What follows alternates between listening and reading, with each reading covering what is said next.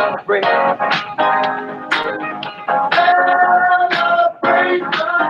Woo! Lars Sullivan's injured. It's the TPA podcast. He is so fucking corny. Good I hate Lord, you. why? It's me. Damn it. You are grounded. Go to your room. This is shut up. This is called. No. You know what? No, screw it. No, screw it. The podcast is over. This is the Podcast is over already. He ruined it. You're gone. Good night. Look, you can ground me any other time, but this is a time where like this. No, you cannot ground me now. This is like I've been living for this. Where Lars Sullivan is finally gone. He is done. At least for now. You see, normally I would not celebrate a wrestler's injury out here. I hate doing this, but I mean, the circumstances here. Lars Sullivan is a racist, homophobe, problematic piece of trash ass whore out here. Then fuck him. Fuck his ass up. I am happy because number one, I don't have to see this fuck face on my TV every fucking week on Raw and on fucking SmackDown attacking minority talent like the Lucha House Party, like R-Truth, Rey Mysterio, left and right, not getting any fucking reaction when he does this. I'm not gonna feel sorry for someone who used to shame people for like having medication and like having mental illness. This motherfucker like hides behind the excuse of fucking anxiety attacks, even though he fucking shunned that shit before. Like, fuck you. But no, Cliff. It came out that he was only having anxiety attacks because he did not want to be confronted about his mind. Well, guess what, dumb shit? People are going to confront you on the this. information about him being a racist, homophobic piece of shit came out. Well, that's the only reason why he had an anxiety attack. Well, again, guess what, dumb shit? People are going to confront you about that. I don't care how old it was. He thought just like Ashton thought that, since it happened years ago, that it should be left in the past. No, if you put it out on the internet, you dumb fuck, it's going to come back and bite you on the ass, regardless who digs it fucking up. If it's out on the internet, it's going to be there forever. It's going to haunt you to the day you fucking die. What's that saying? The famous fleeting, but the internet's forever? I'm sorry. I never knew racism had an expiration date. I never knew. No. Apparently it does, Jarvarus. Apparently it does. What's that saying? Famous fleeting, but case of example, freaking Hogan. I think that's the saying. What? Fame is fleeting, but the internet is forever. It's forever. And he thought... Yeah, he's not wrong. He thought a 1 or 2 sentence apology was going to erase and make me forgive what he did. But when I confronted him on fucking Twitter back in December when this originally came out, he wanted to fucking block my black ass. Like, this fucking guy shat out an apology. It wasn't even, it was barely an apology. It wasn't an apology. It was, I'm sorry that you got offended bullshit. It was that type of bullshit. He's like, I'm sorry, I guess. Well, yeah, you guess? You guess you're sorry for the shit you said? He was only apologizing because this shit was about to hit mainstream media. He didn't even fucking apologize the first time, but the second time, now he's like, okay, I guess I'll apologize. If I fucking have to. And then people like, well, some black wrestlers backstage forgave him. Oh, that does not mean I'm supposed to forgive him. That's not supposed to... I don't care if some black wrestlers were forced into forgiving him. Let's be real. No black wrestlers do not speak for me. Like, do people not realize that that's the whole thing about forgiveness is an individual thing for people? Like, it is not a universal thing. Universal thing. And again, like, I mean, I look at some of those, like, quote unquote, forgive, like, people that forgive them, and I'm like, I wonder, like, any ulterior motive for forgiving him, like, you know, sucking up to the boss who may fucking want to push him. The one person I could see it being genuine with is Titus, and I say that because because I saw Titus forgiving Lars. I'm like, and then he think Vince. I'm like, you thinking the man that almost fired you a couple of years ago? And that shows it. That shows it right there. Go backstage first. That shows it right there that a lot of these people that are forgiving him are doing it because it's like what Vince would want. I'm not gonna forgive Lars Sullivan. Are you kidding me? Well, I was going to say the whole thing with Titus is Titus at one point was a pastor, and so God, forgiveness, whatever that is. Fuck God! God put these racist ass, homophobic ass, problematic ass people on these fucking up, and y'all want to say God? Fuck you, God. Fuck I know. I'm just saying that's where I think you. Titus was coming from. That's all. Fuck him, and for what he stand for, ho. Here's the thing, and let me finish before anybody gets upset. I do feel bad that Lars got injured. Wait for it. Wait. So because only Lorcan now doesn't have a chance to bitch slap him like he did in NXT. That is true. God damn it. Well, don't worry, he'll come back, and then Oni will be waiting. Well, Bib Busek is still waiting to give him those hands. He'll come back to the sound of crickets. And then there's people like, well, he is gonna come. Yeah, that's true. He is gonna come back. But let's look at Lars Sullivan main roster career so far since he's been called up. He was originally supposed to debut around the Rumble time, start his feud with John Cena, right? Going into WrestleMania. Cena put the kibosh on that. That idea was so bad that Cena retired. That didn't happen because this fuckface bastard had a quote-unquote anxiety attack because his problematic shit came out on that fucking message board, and then he didn't want to be confronted about his minority co-workers. Seriously, it was almost like Lars Sullivan. The idea of facing him forced John Cena to retire. Think about that. If anything, I think he was faking that whole anxiety attack bullshit. Of course he was. That's just me. And the irony is that he, on his message board years ago, was fucking trashing people who had anxiety attacks, who had mental illnesses. And then he has one of his own because he did not want to handle the bullshit that he put out there years ago. Because to him, they're weak. They're weak. Well, he's weak too. And now he's injured, so that makes him extra weak. Weak sauce. So he misses out on, let's see, January, February, 4 months. He's definitely missing SummerSlam. He missed out on WrestleMania. He was supposed to have that big feud with John Cena. He misses that. He comes back after WrestleMania. He's attacking Kurt Angle, Rey Mysterio, R-Truth, Lucha House Party, all left and right, all while not getting any fucking reaction. How are you a fucking racist and a fucking homophobe, and you don't even get a reaction from the crowd? Because here's the thing. The best part of all of those was the one where he did with Matt Hardy and R-Truth, and Matt Hardy dead ass stands up like he was Goku from DBZ. Because that was Matt Hardy. No. Because this Tuesday, he was supposed to face Matt Hardy, and Matt Hardy on Twitter was like, "Thank God that didn't happen." No one wants to face this guy. No one wants to have anything to do with him.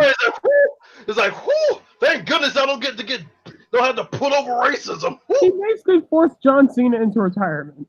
He's never wrestling again now. Cena's like, wait, y'all want me to put that over? So nah, man, I'll retire. So wait, that Cena retirement thing, is that legit? Like, is Cena... Apparently it seems legit. Especially since now that Cena's about to be in the Fast and the Furious franchise, he don't need the WWE money no more. Well... It sounds like he's done. And I just find it all ironic that he was just attacking all the, like, he said something like problematic against the Mexicans. He's attacking Lucha House Party. He said something problematic about a black person, black people. He's attacking R-Truth. He the only white guy Jeff Hardy. He's attacking the Hardy Boys once Jeff announced his the stuff that he said about Middle Easterns. Wait for fucking wait for Mustafa. Wait for Mansoor. Wait for one of them. He was at the Saudi show. He said something problematic about women and saying that women rape is gray area bullshit. It's a gray He's giving area. Carmella the weird eyes and pretty much stalking her. I just find that a little bit ironic. So then we get to this week. He's now injured, and I'm supposed to feel sorry for this bitch. I just want to know how. How did he get injured? That's what I'm trying to figure. I mean, if I had to guess, it was at that Saudi show. I mean, I was hoping he fell on a banana peel and tripped down the stairs, but you know. Honestly, you want me to be 100%? I was hoping Artie Lorcan called him back in the parking lot and hit him with a lead pipe. Either Artie Lorcan or Sin Cara. Or Sin-Cara, yes. Or it was probably Sin Cara or Kalisto. Oh, yeah, Yo, Kalisto. Hunico finally did the job. Hunico, your payment is in the mail, my guy. Yeah. Remember that one party on Raw and they had that pinata with Lars Sullivan's face on his ass? Yo, Lucha House Party was not playing no games. That whole locker room doesn't want to fuck with him. Fuck him. And then people gonna And we really ain't even feel talking sorry for him. intimidation. People really gonna feel sorry for this asshole, bitch. Sasha I would usually feel sorry for anybody who gets injured because I've had knee injuries like those type of things, like blown out ACLs. That's why I felt bad for Nia. Well, I'm sorry, man. I can't feel bad for this dude. I can't feel an ounce of empathy for this man. This is where the line stops. This is where the line stops when it comes to feeling sorry for an injury. I'm sorry. I don't. I don't feel bad. Why should I feel bad for him? He apologized. No, the fuck he did not. Bro, you know he only did that because Vince was like, "Hey, man, either you apologize or we getting you up out of here because you messing with my money, son." This guy has probably made fun of people for getting injured. He's probably made fun of that shit. I know that one time he made fun of Ember Moon for her losing her luggage. Yeah, that's true. And that entitled, that privileged ass white piece of shit fuck want to judge Ember Moon on her situation at the airport. Can't that? Coincidentally, that was a week before those NXT tables where only Lorcan slapped him in the face. Piece of shit. And so maybe that was a receipt. That was a receipt. Give Oni Lorcan a push, damn it. Well, I mean, he did face Street Profits for the tag titles on the Indies. Which is awesome. We'll talk about the tapings. We'll talk about the tapings later. First of all, Brandon, do you know about the tapings? Little bits and pieces. Obviously, the big thing I know about from the tapings. We'll get to it later. Don't say it. I won't. I'm so mad.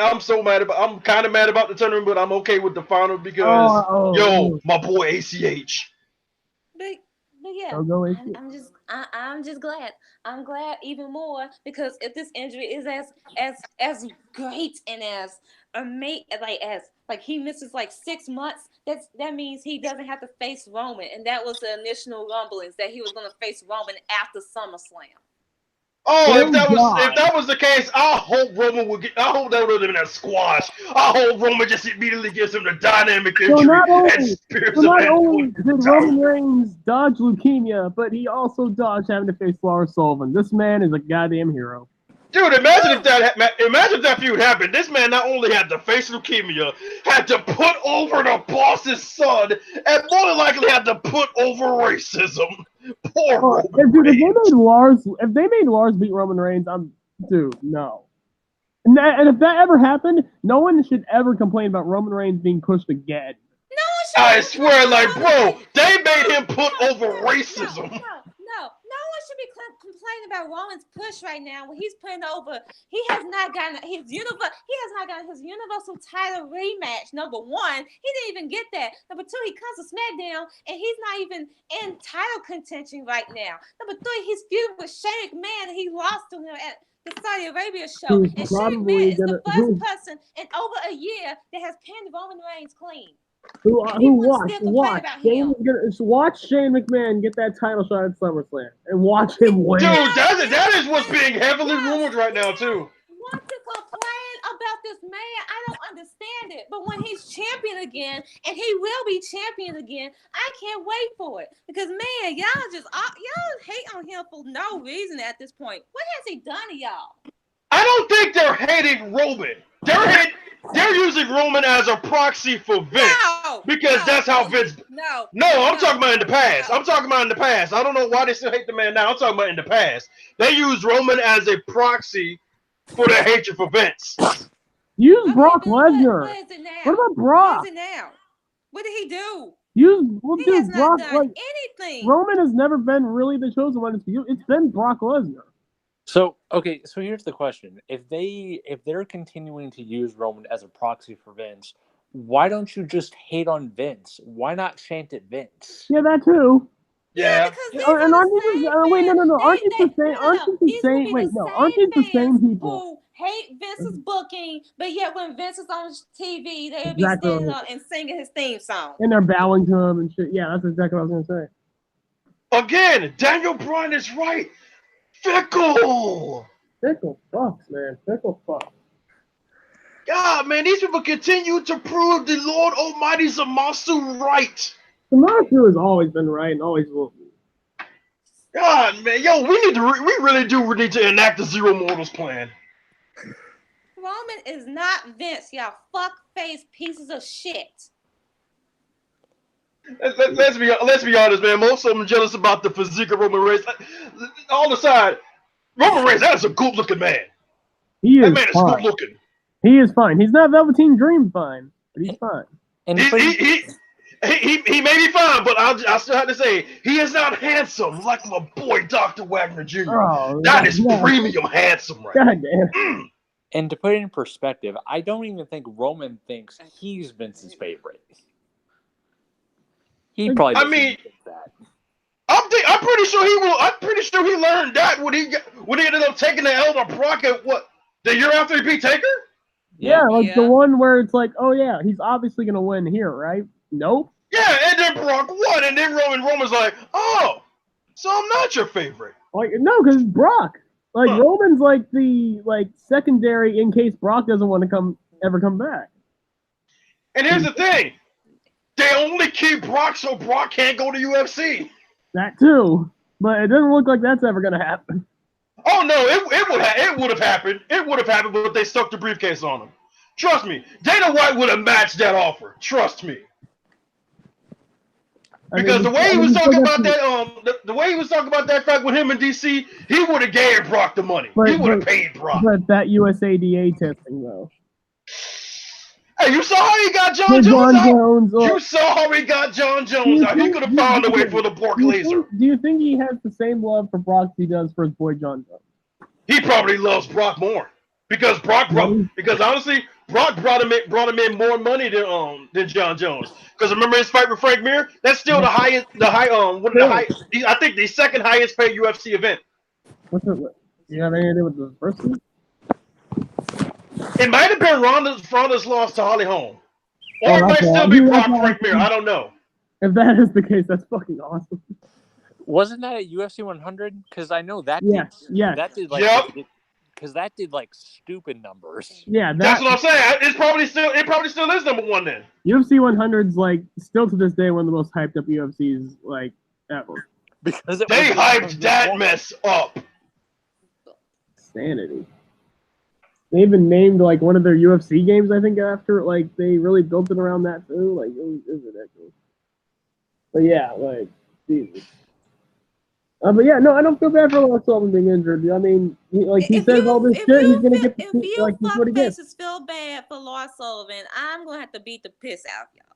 I'm gonna have to beat the piss out of y'all bitches. Cause y'all ain't gonna feel sorry for this racist fuckface bastard. Yeah, number one, y'all not gonna feel sorry for a white person, period. The only time I would feel bad for somebody because I've had the same injury Dave had, and I still can't feel bad for this man. But that's saying something. Like Nia Jax, we feel bad for you especially. But Nia Jax, I'm sure, is a decent human being. I mean, you did saw that. Are you sure? I mean, look, compared to Lars Sullivan. Yeah, compared to Lars Sullivan, she's damn near Mother Teresa. She's not. I don't think she's racist. I don't think she's homophobic. Which, speaking of problematic people, Alistair, get your wife. Yeah, oh, bro, fam. No. Fam. Bitch, let me get to this bitch. Hang on before you get to her. Alistair, my guy, Tommy End, my boy. I love you. I've loved you since you were in progress. You're my boy. Fam. You're my boy. Tell your wife to chill. Alistair, you're one of my favorites in the company right now. I will always be one of your fans. I like fade to black, all that shit. Please let your wife's Twitter fade to black, because oh my god. Or take your wife to her room and lay down the pipe or something. Like this AJ Lee wanna be this Leo wanna be. no, Aaliyah's my fave and my only fave, and you can't do this, and I made zebra print, and you can't be talking about me despite the fact that nobody talks about you, not no Dutch, she talk about your ass. Zelina Vega, shut the fuck up. You are getting on a lot of like levels of annoying, bitch, on social media. I like you and all, despite the fact that you blocked me that one time because you went go bandage searching your fucking name that one time on fucking Twitter, and you still bandage searching because that's why you blocking some of my mutuals, despite the fact that they don't even say your name in their tweets because you want to somehow think that people are tagging you in a tweet about Aaliyah mentioning wrestling back in the day and think that somehow correlates to you, and then people are like, girl, you just weird. You're weird with this. You're weird with this Aaliyah thing. Like, stop it. It's getting almost obsessive. Stop it. It was like that one time when Sasha was wearing like Aaliyah-esque stuff to TRL, and then she tweeted the Aaliyah gif. Zelina tweeted the Aaliyah gif on fucking social media like 20 minutes later, and then she instantly deleted it. Yeah, she deleted it about 2 seconds later. Like, dude. And then she was like, then she later on, like months later, she was like, she's talking about me. And I'm like, who's talking about you? No one's talking about you. No one's talking about you. I mean, is it weird that I'm starting to see why Austin Aries never committed to her? Yes. Ooh. I'm starting to Alistair, look out. Because even when I'm starting to agree with Austin Aries, that's not you done messed up. That's not a good. You done fucked up. Like, she just throws unnecessary shade to Carmella because Carmella was wearing zebra print, and she's acting like that she invented zebra print, and zebra print just like, girl, just shut up. Now here's my thing. Like, I'm not gonna say she's at Lana levels because here's the test. Here's the test. If she ends up tweeting shit off Alistair's Twitter, that's when she becomes Lana levels. No, here's how she'll be Lana levels. If the stuff she tweets about gets Alistair in trouble, that's how we know she's reached Lana levels. And then not only that, she was like, I hate social media, but yet you're saying this on social media. Just get off social media, bitch. Just get off social media. It's not hard. I swear, like when I had my whole mood on last week, I said on social media damn near completely. Guys, look, listen to me. Social media is just like the real world. You get some good shit, but it's mostly bad shit. You just learn to fucking live with it. Yeah, 85% of the bad. Exactly. You just learn to live with it.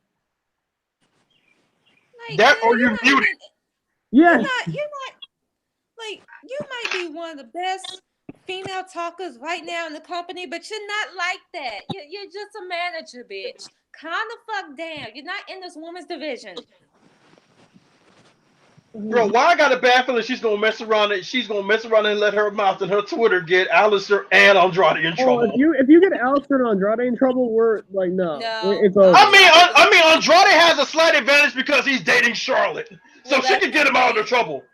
That's the thing. Like, how long this relationship with Charlotte is gonna last? You know that eventually gonna blow up, and when it does, who is that gonna hurt? It's not gonna hurt Charlotte. It's gonna hurt him. Yeah, it would. But I mean, they seem real lovey. No, that could probably fizzle out fast. Like all the other Twitter stuff, like whatever, it's annoying. But please leave the dead out of this. Please leave Aaliyah out of this. Please, sis. Look, I get it. You love Aaliyah. I love Aaliyah too. Aaliyah was my first crush. She was beautiful. Aaliyah I still want to take out Ark and his kneecaps for what he did to her. Like, well, no, but the whole thing is that, like, you know, like, Ivan said she kind of looks like, well, the only reason I said she looks like Aaliyah is clearly, it seems like she's trying to look like Aaliyah. She is on that try-hard mode. She dresses like her. You're not the only Aaliyah fan out here, bitch. Like, the same hair as her, dresses like her. Like, it's ridiculous. She one time she cosplayed you remember that whole vampire movie Aaliyah was in? She cosplayed Aaliyah's character in that movie. I'm just gonna say it. I don't want to sound like that guy, but I'm just gonna say it. What does Alistair see in her? What does anyone see in her? She's cute. She can belly dance. I really like a girl who belly dances. It's just really sexy. Like, is she a freak in the bed? Like, has to be. Because that's the only reason I could see Alistair. Hey! If she's a belly dancer, she a freak in them sheets. That's the only reason I could see him staying with her. She is a damn fine belly dancer. And she loves playing video games. That's another way to my heart right there. And Alistair's a gigantic nerd himself, so yeah, that. Of course. I mean, we don't know her outside of the ring. She's probably chill as hell. Yeah, She just has a tendency to tweet problematic crap. Some people just are different on Twitter. No. That was another thing she tweeted out. Like, she was like, "Oh, having straight hair or having like your natural something about hair and with many black women the wrong way, because it's like, oh, you just putting down having weaves and because black women, we don't just automatically have our hair straight. We can't have that luxury, especially not during the summer. No, because the sun just comes out of nowhere and attacks women's hair for no reason. Unprovoked. She just, oh my God, like, shut the fuck up. And that's just the thing. That's not only Selena. All Latin women do that to black women, and there's no real reason. They don't have that fucking struggle, and they don't fucking understand apparently, or they just don't want to. Here's the thing: Latin people have their own struggle that is similar to black people. We all still get hated on by white people, but instead of coming together, we split each other apart for no reason. Right. It is never explained. So, speaking of other problematic women, Dana Warrior did some fuck shit. Wait. Oh, I saw this. Oh, I haven't seen this. Oh, this is news to me. This is news to me, guys. Wait a minute. All the irony. Please explain. Yesterday, they released all these photo shoot photos with Becky Lynch, Sonya Deville, Daniel, it's like everyone. Not everyone, like Lars. Great photo compilation. Yeah, and they have all these quotes, right? And then Dana Warrior, you see hers, and you see her Twitter post, and it's her with the Warrior face paint on. I immediately thought to myself, bruh, didn't your husband? But didn't your husband? Yeah. All right. We need to go back and listen to some of that shit he said. But guys, he changed. My butt cheeks, where's your proof, sir? Because we don't have any proof because Warner unfortunately died. I'm trying to give this woman the benefit of the doubt because maybe she's trying to use his image and trying to turn it into a positive to make it represent the LGBTQ community. Maybe that's her goal here, that she's just trying to take what he said, trying to throw it back, trying to take a negative turn into a positive. Yes, that's what I'm trying to see what her goal is. But I mean, listen to some of the stuff he used to say. There's some of that stuff you can't turn into a positive. You can't, and it's the way it just comes across is so fucking tone deaf. It is so deafening and just so you don't do you not know how the LGBT you taking Pride Month and making it about your husband who is dead, who happened to be a homophobic piece of shit. That's what you're doing. Regardless of even what her intentions were, you still making it about him, and it shouldn't be about him. It should be about Pride Month. It should be about the LGBTQ community. So regardless of what is she doing it just to remind people that she's Warrior's wife? It reminded people of what he still said at the end of the day. Even then, she doesn't need to because her Twitter handle is Dana Warrior. It won't like because people ain't gonna look at she's having a good cause. People will be like, why the fuck she's wearing that mask of a man that said homophobic shit? People will be like, I swear that's what I first thought. People gonna be like, let me go look at what he said. Oh God. And when you look at what he said, you just like, ooh. Do you even want to look at what he said? Like, honestly, dude, I've only heard snippets, and that was from what culture? I just thought, ooh. I've only heard snippets, and I think that's enough. I don't need to hear anything else. That's like having Black History Month and you wearing like Hulk Hogan as stuff at a black at a black event. Like, bam, you do that, you get smacked. All she needed to do, realistically, was just not even wear the paint. If she wanted to have the quote and be in the photo shoot but not wear the paint, that would have been fine. I honestly thought it was a mask. I didn't even know it was paint until I actually got a real good look at the picture. Yes, face paint. Yeah, it was face paint. Again, she literally, all she had to do was not wear the face paint and just be in the photo shoot and do the quote, and that was it. You put all that work in for the face paint just to basically say fuck you. Side note though, the pic with the Iconics didn't help my brain. It didn't help my brain from going to places. Oh. Dude, at this point, it's damn near canon. It's damn near canon. It really is. I mean, it's better than Sean Spears, whatever his name is. Oh, fucking right. Oh, so unnecessary, but I love it. Just saying. Again, we know the Iconics are together, but that photo didn't fucking help. Woo! It really didn't. But it almost made it entirely canon. But it's fine. It's fine. Right. I mean, honestly, I tend to forget Sonya and Amanda aren't dating because. Yeah, you think that until you look at Sonya's Instagram and you see her actual girlfriend. It's like, oh. Okay. I swear, and it's just a matter of Sonya and Mandy having such good fucking chemistry with each other. It's like the fact that you two aren't dating is surprising. No, because I think Mandy's still dating T-Bo Sabatelli. I think. Okay. I think. Right. Not sure on that. Anyway, people did some fuck shit. People did some good shit. Wrestling. Some good shit, some fuck shit, some shit. Some shit went down. All of it. Some great Japanese shit happened over the weekend. Oh yeah. Oh yeah. And some bad Japanese shit happened too. We ain't talking about that. We ain't talking about it. Some awesome UK shit happened over the weekend. Some NXT tapings happened this week. NXT tapings were so good. A certain wrestler had a fucking death wish in one of his matches. Okay, now this I'm curious about. Kota Ibushi. Okay. Yeah. I really. Yo, man, I just say, man, I do not want to talk about this spot. You kind of have that was to, dumb. though. No matter what y'all say, that was dumb. I agree. It was so dumb. That was absolutely dumb. Especially since Ibushi has freaking neck issues. Why?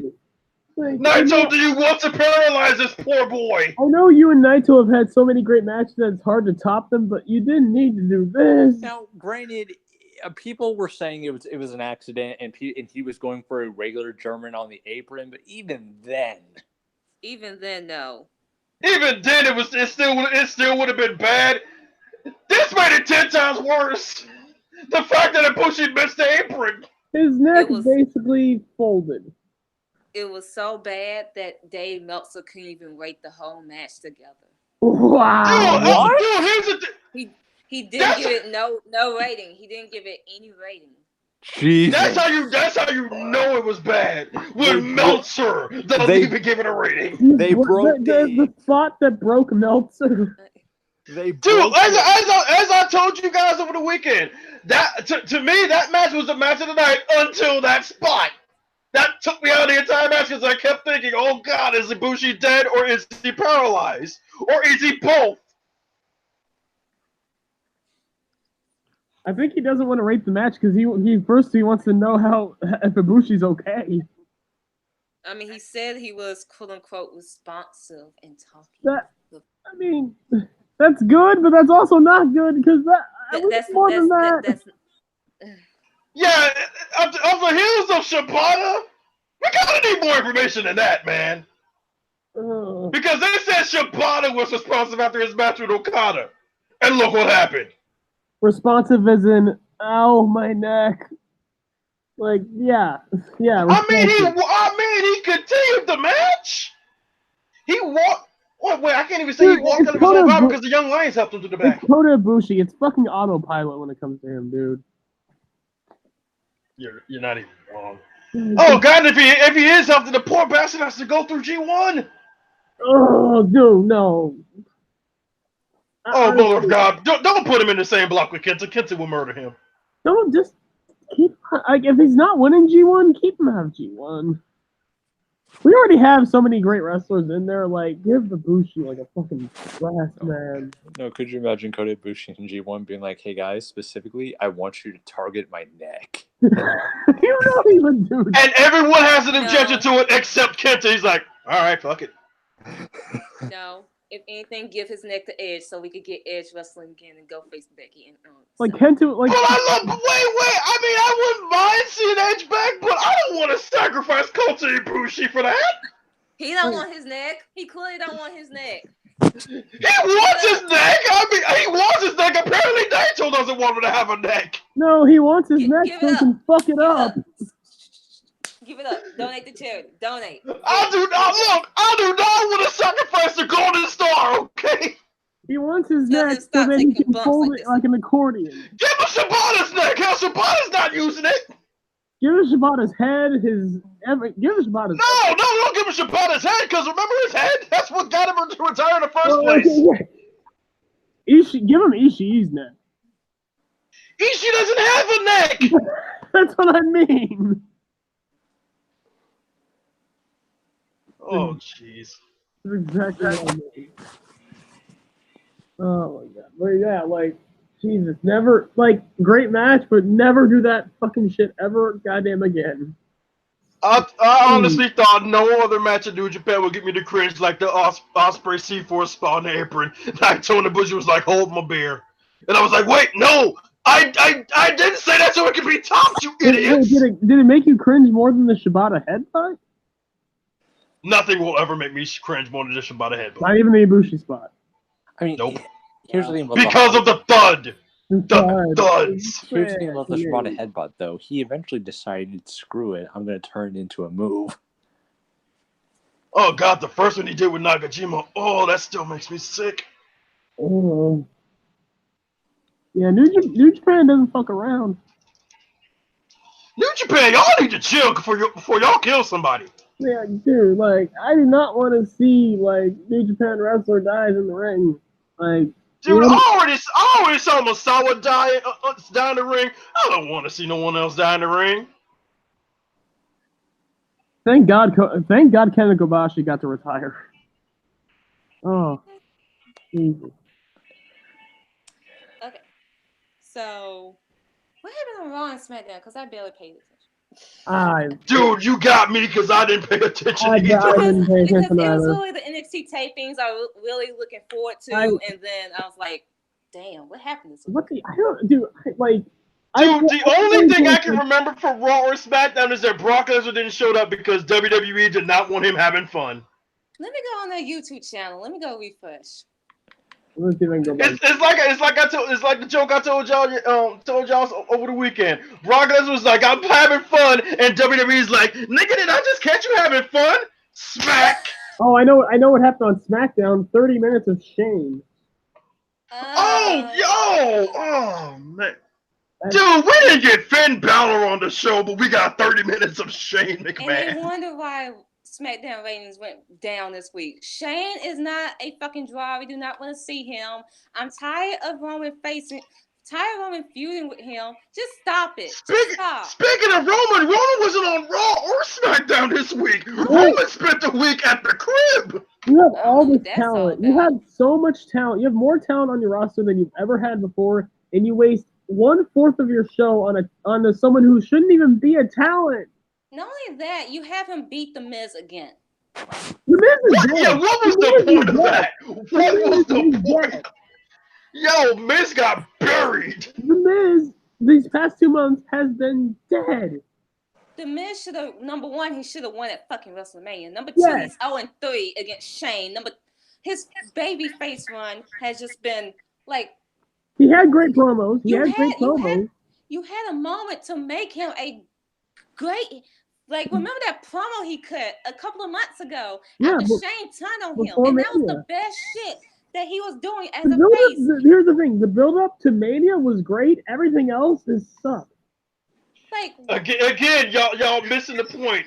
They did not have Miz do all that because so Miz could be bigger than he already was. They only did that to put Shane over. That was just stupid because we do not need a man to be over on this TV show. We need you try telling that to them. You need to tell that to them. Because Shane McMahon isn't already over. Come on. And you just also we need to talk about this, Miz. You ain't Ricochet, man. Chill. Okay. And like people barely gave Miz shit for that spot, but everyone had dragged Lacey Evans for that Bailey to Belly situation, which I mean, yeah, you could drag her. That is right. Because that was garbage. That was trash. And you guys are saying that towards Miz doing this. You are not a fucking high flying ass superstar. You wasn't doing this before, so why are you doing it now? Here's the thing, though. He actually got it off for Monday. I think it was going for that springboard axe handle that he did Monday. But bam! Just because you did it once doesn't mean you can make that a regular thing. He's done it a few times, but it never even looks good. First of all, he got a taste by doing Daniel Bryan's moveset, and he's like, I want to do more. Still, he's like, he just watches Ricochet. He's like, let me try something. Speaking of Ricochet, because we gotta drag him. We gotta talk about Ricochet. Oh Lord, this man damn near blew off Cesaro's ACL joint. Again, if y'all gonna drag the women for when they botch, we gotta drag the men for when they botch too. Y'all gotta keep the same fucking energy. Guys, all I'm gonna say is this week in general was not a good week for legs.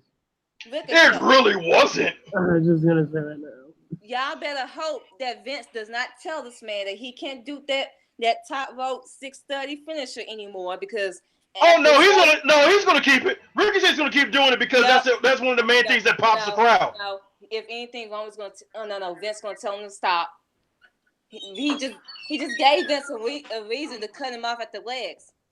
Jarvarus, they took away the muscle buster. They took away on the 054 from Mustafa. Now Mustafa just doing the 450 for really no reason. Wait. So they took. Why did they take the 054? Because remember, like a few months ago, Daniel Bryan, he got hurt from Mustafa doing the 054 that one time, and then everyone was checking on him, thinking, "Oh, he's about to have a concussion." But then it was like he's fine, but like it's like they briefly took it away.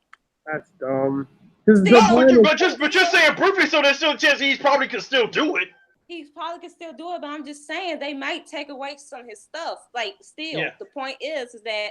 Y'all gonna have to keep the same energy when it comes to the men that y'all have so for the women. The way y'all drag the women botching, keep the same energy for these raggedy ass men because ain't nobody got time. See, that's why I don't drag nobody on my Twitter for botches. That's why I always say when the botch looks bad and someone looks like they got hurt, I always say, "Oh man, I hope you're okay." And that's the thing. I just drag you regardless. Exactly. Regardless of gender. I will drag you if you're a man specifically, because I'm just tired of y'all men taking up all these fucking TV time. Meanwhile, the TV time could be going straight towards the fucking females. That's more of a Shane thing than anything. Yeah, it's not a Shane thing. It's a man thing, because I'm tired of seeing fucking men. Well, damn, you must hate us then. I really do. Oh, yeah, she does. I do. Oh, well, fuck you too then. I thought we were friends. I mean, we are friends, but yes, fuck your gender. Right. Don't put that off on us because we're surrounded by garbage. Speaking of botches, we gotta talk about the Undertaker Goldberg bullshit. Yeah, we gotta talk about that. As Ashton said on Tuesday, old Fox making big bucks, the 3rd edition. Dude, and I said it was a bad week for legs. Also a bad week for necks. Oh, very bad week for necks. Not only Ibushi, but both Goldberg and Undertaker. First of all, what a knee bar, bro. What a knee bar! You make me real mad, bro. You're making me real fucking mad, bro. Bro, even Matt Riddle's kid said that was dumb. Yes! Matt Riddle's child said that was stupid. As Adam Blompier said, why do wrestlers hate necks? I don't know. Necks are a good thing. Yeah, if something happens to your neck, you won't be able to walk anymore. Wrestlers don't like walking. This has been confirmed. Jesus, like this match, this match had no business being more than 2-3 minutes at the most.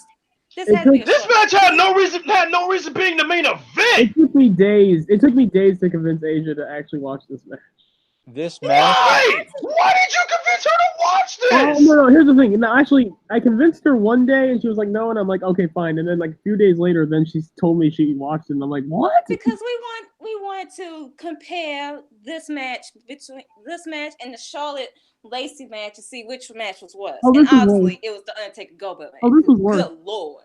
This was way worse. Good God. The Charlotte Lacey match at least was entertaining on some point. Honestly, Goldberg did himself no favors before the match because the dum-dum busted himself open before the match. This dumbass idiot fucking headbutted the door. It didn't, dude, he pulled, like, this is one of the same moments when he broke the fucking, like, his hand trying to break the fucking window on the goddamn ring. And then when he tried to spear Undertaker, he ran smack into the ring post, which gave him the concussion, which had him looped out, which contributed to him dropping Undertaker on his head on that jackhammer. He went for a jackhammer and he ended up hitting a brainbuster. This is where I put some of the blame on WWE in this case because he was concussed after that. You just had to know he was concussed after that. So why did you continue the match? I swear, man, y'all should have just called it right to the net. You should have just had Taker do the finish, choke slam, 1, 2, 3, and get him up out of there. No, because if they canceled the match, then the Saudi government would have probably came to kill him. I'm just saying, in the match after that spot.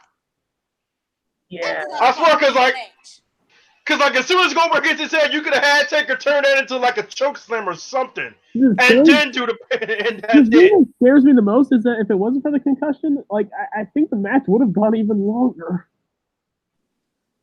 Because like it finished abruptly. It finished on a choke slam. How long did the match actually? 9 minutes. It went 9 minutes. Okay. And then you because for whatever reason in my head, I'm thinking they had decided to have like a 20-minute fucking barn burner. Except it was. On Twitter, people would maybe like the way people would talk about it on Twitter. I thought it would at least 15. I was like, oh god, these dudes went 15 minutes. It felt like 30. I just felt like this was like, what the fuck? Was this really?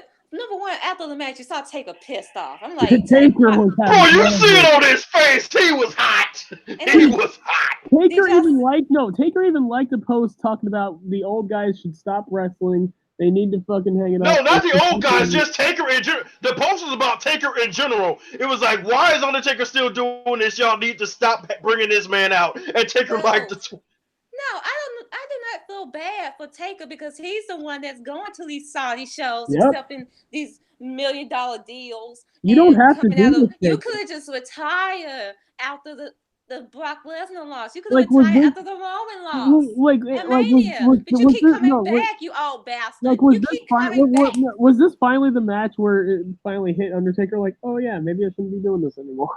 No, probably. Vince is not holding a gun to his head telling you, come to Saudi Arabia, damn it. Like, dude. Asian, what if he did? What if he did? What if he came to his house, pulled out a shotgun, and pointed right to his kid and said, if you don't come to this Saudi show, motherfucker, it's a Saudi government. You never know. Shut the fuck up. No one's holding a fucking gun to this old ass man here. I don't feel bad for the bitch. It's just another case of the money talking the talk. Well, here's the thing. Taker, I'm pretty sure, is like the 3rd or 4th richest wrestler in WWE. He does not need the money. He does not need this money. Actually, I'm gonna look that up. He's too busy going to questionable biker shops. I'm supposed to feel bad for him, and I might feel bad for Goldbud because they were not like he. I kind of feel bad for Tigger too, because let's not forget Tigger got dropped square on his head too. Although I don't really feel too bad for him because a picture surfaced this week too about Undertaker. I only feel bad for him because he got dropped on his head. No, talk about the picture that surfaced of Undertaker. Can we not talk about that picture? I've already lost enough faith in my Attitude Era heroes. Can we not do this anymore, please? Moral of the story, all y'all Attitude Era faves out here are all trash. Maybe Mick Foley, maybe the only two. What? No, Trish, she got exposed because Mick Foley's the only one. I think the only two really are The Rock and Mick Foley, and sometimes even Rock is questionable. Oh, the worst stuff Rock did was steroids. Okay. Honestly, the worst that Rock does is not really claim his blackness. That's really it. So. Mick Foley, now while we're saying that, Mick Foley's out here with the fucking Ashley Massaro fund, and that made $31,000. So shout out to Mick Foley. Props to Foley. Fucking amazing. 17 million is the Undertaker's net worth. Okay, then yeah, he don't need it. Yo, fam, you don't need this money. What are you doing? Yeah, what are you doing? Like, are you wasting the money that badly? So, well, are you trying to give your kid the ultimate college fund? Like, dude, I mean, I get it. Are you buying like a shit ton? I mean, are you buying a shit ton of motorcycles? Wait, like no, he definitely is. Like I'm assuming he has a fucking like a motorcycle collection somewhere from his Nazi biker shop he goes to. So we get to Raw. We had a Miz TV segment. We have Becky versus Lacey sit down interview. Becky looked so fucking bored and tired of everything. Because, I do like Lacey, her gimmick, her character. This it ain't working. This feud has run its course, and Becky should move on to her next challenger. People have especially been extra critical of Lacey Evans since coming into this feud with Becky Lynch because number one, she's facing Becky Lynch. Number two, she's immediately in a title feud, and number three. And three, she's been exposed. Yep. Well, of course she's gonna be exposed when she's like the earlier of this year. She wasn't really wrestling; she was just walking down the ramp. So that's number one. The handling of Lacey Evans has been horrible. Number two, she's automatically thrusted into the title scene. And number three, she was barely down there a lot in NXT. So she needed more time to be in NXT to fully, get better in the ring. So you automatically putting her against one of the top female stars in Becky Lynch, against Charlotte Flair, against Bayley. Not even just that, the top female star. So everyone expecting her to be automatically great, and it's like you can't expect someone that's just getting at least decent in the ring to be automatically great. You can't. But at the same time, it's like they sort of shot themselves in the foot by putting her immediately in the title feud. You can't just have her walk up and down and then have her feud with a woman who's so fucking popular she just took a picture with Ivan fucking Drago himself. Oh, yeah, I saw that picture. Because fans can be extra critical of her when she does make a botch, saying she sucks. She does not suck, okay? She's not the best female wrestler in the world, but she does not suck. She ain't trash. Let's be honest. She ain't trash. She has some improvement she does need to work on that I will think that in a year or two or even 6 months, she will be a good wrestler. But people need to automatically simmer down. She had one bad match a couple of weeks ago. She at least hung in there with Becky. Bad. She had a good showing against Bayley. But I do agree this feud needs to end at Stomping Ground, and Becky should retain. Because I still don't know how Lacey even got a second title match. There's no reason. I don't know how Io got a second title match, but that's a whole nother story. I got the answer for that. Because she was a sore loser, she beat the shit out of Shayna. Which is dumb. But well, in that case, Lacey also assaulted Becky before her match with Charlotte. They're both sore losers, but at least in Lacey's case, her excuse could have been, "Oh, the ref didn't count Becky's shoulders down at Money in the Bank when it shouldn't." Or it's not on Lacey. Maybe it's on Becky. Maybe Becky's like, dude, I beat you and you cost me my second championship. Yeah, I gotta run this fade with you one more time. Well, nah, Becky wants nothing to do with it. Yeah. Then well, never mind. Whatever. There goes my theory. Never mind. He actually did say that in the interview. Oh, well, see, my theory is proven again. But let's go to the other Becky interview that was not kayfabe, where she talked about wanting to face literally anyone else. Anyone that hasn't been appreciated, that she wants a challenge. She wants a challenge from anyone. And clearly, the person she was talking about was Beth Phoenix. No, clearly she's talking about Naomi. Well, yeah. I thought she was talking about Sasha Banks. Well, yeah. No. There's a lot of theories. No. But, I want Naomi versus Becky Lynch. But I'm just saying, Beth is the only one she name dropped in particular. I want Naomi versus Becky Lynch because I know Naomi. She will run the fade. Oh, yeah. She will give Becky that work on not only social media, but in the ring, too. I know Becky. I know Naomi. Why do I feel like if they do get to the ring, it's going to get real serious and Naomi's going to end up snatching out a piece of Becky's hair? Because I can speak for some fans out there that maybe Becky need her hair snatched out her fucking hair. No, I like Becky's hair. No, we will not. No, we will not slander the good. We will not slander Becky with the good hair. We will not slander Becky with the good hair. Out here. She needs to simmer down. So you know. If you can back it up in the ring, you got the right to say whatever you want. If you can back it up. Back up with money, back up with everything else. A white person's hair is always beautiful, no matter if it's Becky Lynch or not. Well, okay, yeah. I'll agree with you. It is, but man, it's gonna suck. Like it's gonna be good in that moment, but then afterwards, it's like, oh man. But yeah, I would like to see Naomi get a future. I would love it. Shot. I would love it. She's undefeated right now. She hasn't been on TV, but she's undefeated. That should count. Just challenging Becky. That's all I really want to see. Her on social media challenging Becky, saying, "Hey, you faced Ronda. You beat Charlotte, but you haven't beaten me. What's that about? You saying you're the man? Come up to me, sis." That's all. But Becky's just gonna be looking at Naomi's like, yo, I didn't come at you because we fans. We friends. Glowfire, baby. Glowfire, baby. Really? The championship means more than our friendship? Oh, all right, fine. I guess I'll just have to smack you up too. No, Jarvarus, that'd be hypocritical because isn't that what Charlotte said with Becky? See, Charlotte ain't mean it. Charlotte ain't mean that mess. You know this. She wasn't really Becky's friend. Of course not. Trying to use Becky as opportunity. I'm just saying Becky's done with friendships. That's all I'm saying. We also had the longest reigning women's tag team champions, the Iconics. I'm sorry, their title reign to me no longer it counts. What title? It does not count. What title? What are these titles? Basically, they faced some jobbers. So some jobbers beat some jobbers, meaning there goes no credibility for the Iconics because they've been losing every week until this win. So can I call it? What? Can I call it now? The time of death for the women's tag team titles. We been said what the time of death was when they automatically won them. I said that those titles are dead on the spot. See, y'all said they were dead. I put them on life support. This match Monday just told me to pull the plug. It was nice when you pulled the plug. No. The first pay-per-view where they weren't on the show, that's when it died. Damn, you're not even wrong. Damn, I should have pulled the plug. Not only were they not on the show, they were on watch along.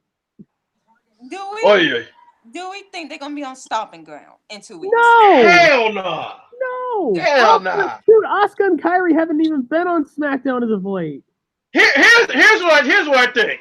They're not gonna be defended again until SummerSlam.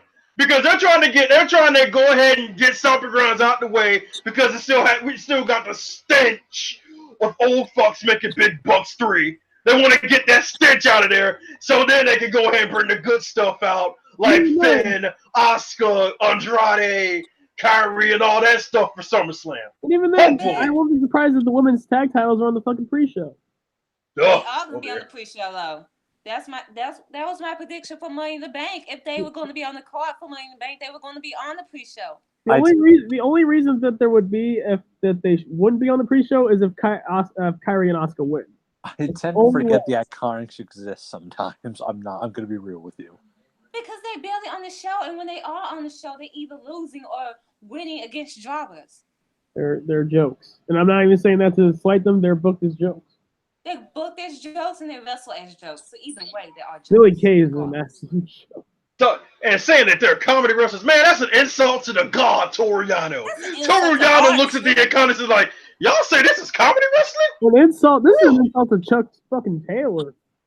Hell, this is an insult to Joey fucking Ryan at this point. Yes! I'll go there too. Then we had Lucha House Party versus Lars Sullivan, which was the last time we will officially see Lars Sullivan. Woo!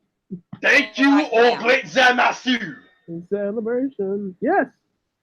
Also, we had Baron Corbin coming. Oh, yeah, because it started off with Rollins with a fucking chair, and I was like, The buzz killer, the one that doesn't want to have any fun. Is it weird that I actually miss seeing the Bork Laser having fun? I miss him having fun. I miss him. I miss him. It's like Brock was just jamming with the pool box, and WWE is like, nigga, did I just catch you having fun? Smack. The next week, Brock is like, hey Vince, you know what? I think I actually want to be full time. And Vince just looks at him like, nigga, did I just catch you wanting to be shit? Smack. Like not only the WWE, but also Seth Rollins hates to see him having fun. It's like they literally just see Brock is like, nigga, did we just catch you having fun?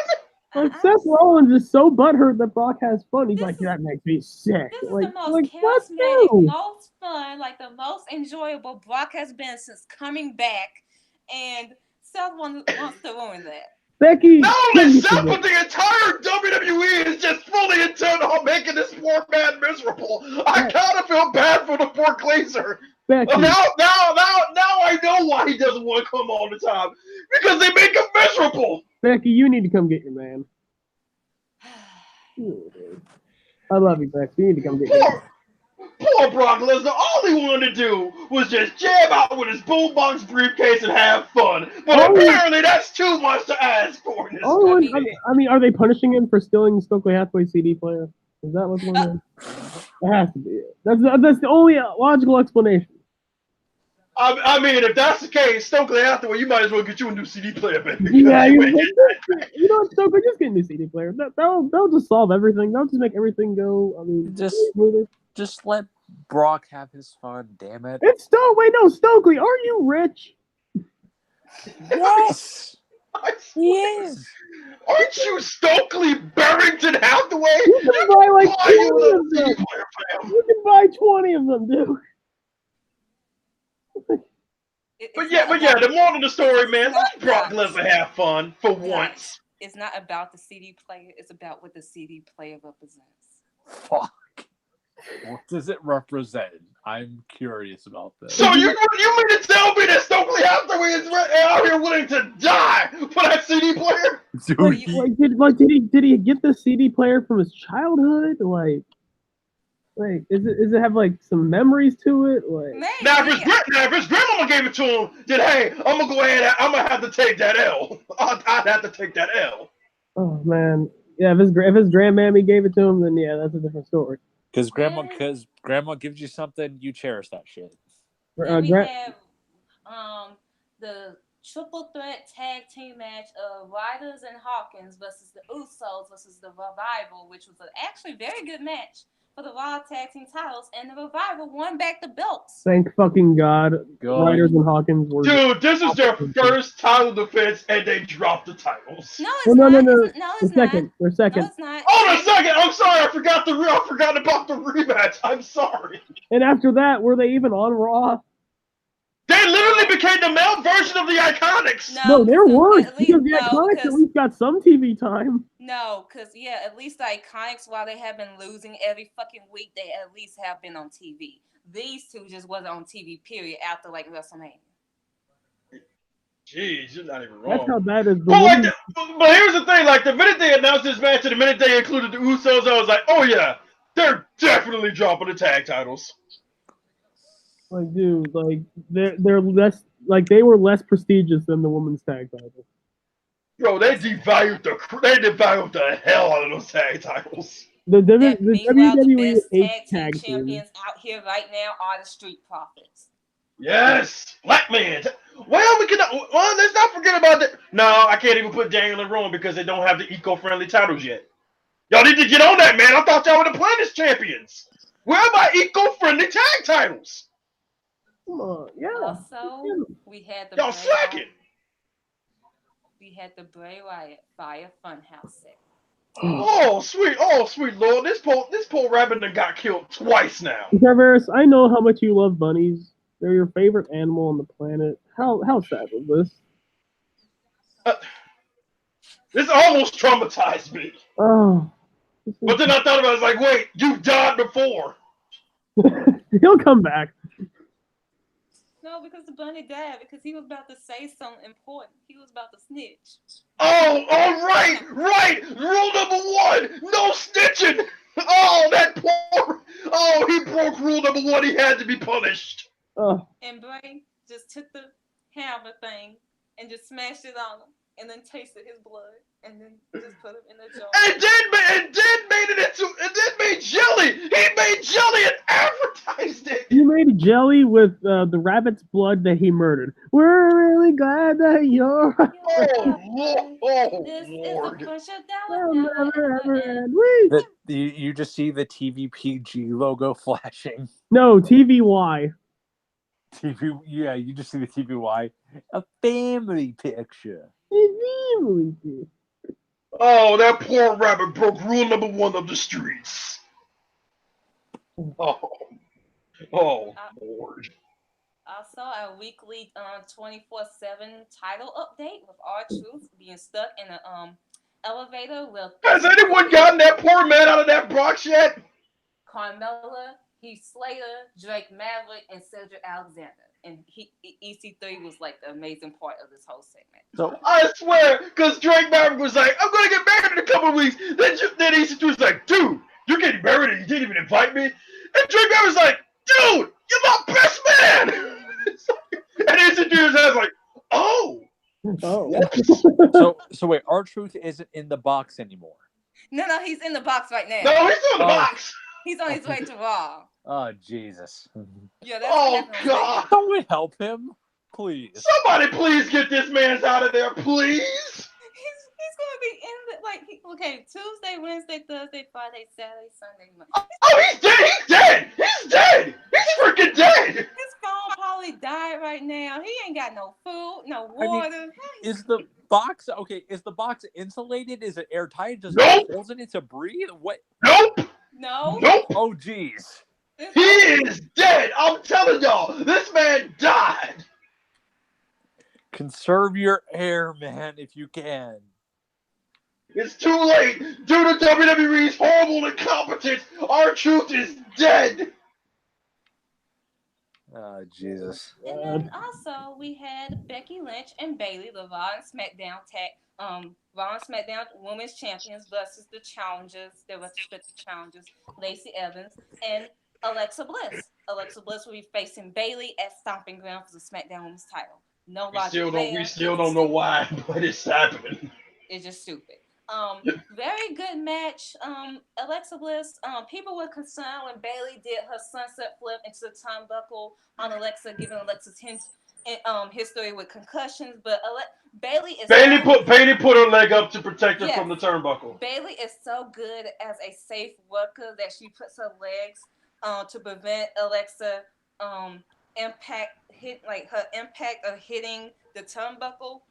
Bayley is an absolute. Bro, people were convinced that Alexa Bliss hit the turnbuckle. I was like, fam, watch it in slow motion and you will see that you were clearly wrong. That's how good she is. And that's why I would keep saying Bayley is the best women's wrestler right now in this fucking company. Bayley can do New Japan shit and make it look safe. Bayley is bringing out new moves. She even brought out this Rolling Thunder Bomb move on Nikki Cross. And I'm like, has this been one bad match this female has had ever since Evolution? Yeah. I feel like ever since Evolution, that's when it's really Bayley has gotten so comfortable on the main roster. Bayley is so fucking amazing. The tag team with Sasha really helped, and then when Sasha was banged up after the Rumble, Bayley was carrying the team, and even when Sasha was still banged up, Bayley was still carrying that team. And then her move to SmackDown, her match with Charlotte on that one episode, her match with Becky, and then the Money in the Bank. I feel like ever since then, Bayley has been firing on all cylinders, and she's finally found that confidence as a wrestler and as a character. Like, it's just there's no Bayley has now become a badass. And everyone is still not giving this woman her credit because I want to say this. Can we also talk about how her promo game has gotten better too? Her promos get like the backstage interview she had on Tuesday. Her promo after Money in the Bank. Her promo when she came to SmackDown. Everything. This woman is firing on all fucking cylinders. Also, Bayley threw some shade at Alexa Bliss. And consider your source. And consider your source, and also talked about Alexa blocking her on Twitter. Ding dong. And I think this too. Another thing about Bayley is promo-wise is that like she still keeps that Bayley charm we've come to know and love her for. Like she still has the classic girl next door who's your best friend vibe about her promos, but she's gotten better at them. Like she didn't need a heel turn. All she needed was an edge. She's gotten that edge now. Hey, Bayley is savage. I got a question. If they could do this with Bayley, what the fuck did they? You know what? No, I'll save it for the seconds. Save it for the seconds. But yeah, like if anyone wants to complain about if anyone wants to complain about the women's division being quote unquote ruined, here's one thing you cannot deny: the two champions right now are killing it. Yeah, unfortunately, the challengers, well, on the SmackDown side. Well, Alexa and Lacey. No, I don't even have a problem with Lacey because, hey, at least Lacey's on Raw. That makes sense. I don't have a problem with Lacey either. It's just the fact that she's like no one wants to see the rematch, and it's kind of just, But again, at least Lacey matches the brand that she's challenging for the championship. Right. Yeah. Alexa Bliss made no sense. Yeah, no, the Alexa thing made nothing. Like that shit was dope. But yeah, like. I mean, when it comes to the Bayley, Alexa thing, I would have preferred Carmella challenging Bayley for the SmackDown Women's title. Because, I mean, you would got Baymella and you would got Carmella as a heel again. And I like Carmella as a heel. That'd be my thing. But, I mean, if they want to do this whole Bayley get her redemption story back from 2 years ago, fine. Okay. As long as she wins. And then have Alexa do her thing with Nikki Cross. Bro, they better not have Alexa win just for the case of a fucking swerve. I swear to God. She's not winning. I hope so. I hope you're right. She's not winning. I hope you're right. Because we know how the old man works. Bayley's facing Charlotte at SummerSlam. She's not winning. I think she might be facing Shayna. Nah. No. Well, not even two. Just two. No. I just thought about it because Takeover Toronto and Takeover. Yeah, never mind. My bad. We can talk about Toronto. Well, hey, look, man, I can have brain lapses due to my job being very strenuous. Actually, no. Well, Jarvarus, first of all, when we get to the tapings, I'll let you have that part. But point is. The challengers won. They kept Bayley looking strong, so she took like 2 women's rights, and then the Twisted Bliss, and then Lacey. No, she got out of the way of the Twisted Bliss. Yeah, right. But I'm just saying, she still looks strong, even in defeat. Yeah. People were upset that Bayley. I was like, who else is going to take the L? You can't have Alexa take the L because she just recently got a push, and she's going to challenge Bayley. You can't. Guys, it's a tag match. Right, yes, it's a tag match, but still, people were mad that Bayley took the L, but I'm like, you can't have Lacey take the L because she just been recently taking L's ever since Money in the Bank. Like guys, and plus, if Alexa ate the pin, how the hell you think people are gonna believe that she might actually have a chance to win the championship? As a Becky fan, trust me, we've been through this, and like anytime anyone wants to, there's been a few times where I've like people saying, "Oh, they're burying Becky Lynch." I'm like, you guys are fucking idiots. And it's the same thing that goes with Bayley. Compare this to when she lost to Alexa in 4 minutes on the night after Mania. It's night and day. Like, people not gonna remember this match anymore. Like, she looked strong the next night on SmackDown. So I wasn't really like all that. Like, I was just like, this match is whatever. Bayley was going to take, and besides, they were in her hometown. Of course, she was going to lose. Of course, she was going to take the L. So, Right. So that was Raw. We get to SmackDown. SmackDown's a little bit more better. Except for Shane. Except for the Shane shit, we won't. Which was 1/4 of the show. We had Alexa Bliss in a segment with Nikki Cross, and she's talking about Bayley, how Bayley was mean. Can I just talk about this? Alexa Bliss and coffee will not be a thing. A basic white girl drinking coffee is not something to clap about. It is not a cute gimmick. Here's what I think happened. Here's what I think went down backstage when it came to this gimmick. Alexa's like, so the New Day has pancakes. What if I have coffee? That's it. You just see everyone agreeing with it, and then one person's just like, that's fucking retarded. People that love this gimmick, meanwhile, y'all have a problem with Bianca Belair's hair gimmick. Y'all somehow like have me confused. Because at least Bianca's gimmick, whether you hate the braid or not, at least it's something unique that has not been done before. Like, I love the braid. I ain't even gonna lie. And I also want to bring this up. It's something small and trivial, but I have to bring it up. Becky Lynch and quinoa. That got over like with Becky Lynch on her own. People made signs about it, all that shit. She never got merch out of it, though. The first week of this gimmick, Alexa Bliss already has a shirt based on her coffee gimmick. Is it selling out? Hell no! No. And if it does, then shame on the human race. Here's the thing. These are the same people who got a problem with Kofi Kingston still doing the New Day thing and the pancakes and stuff, saying, oh, Kofi needs to be more serious. And yo, props to my man, Shane Taylor, from always saying, look, the black man does not always need to be the sidekick or the angry black man to get over in wrestling. Props to my man, Shane Taylor.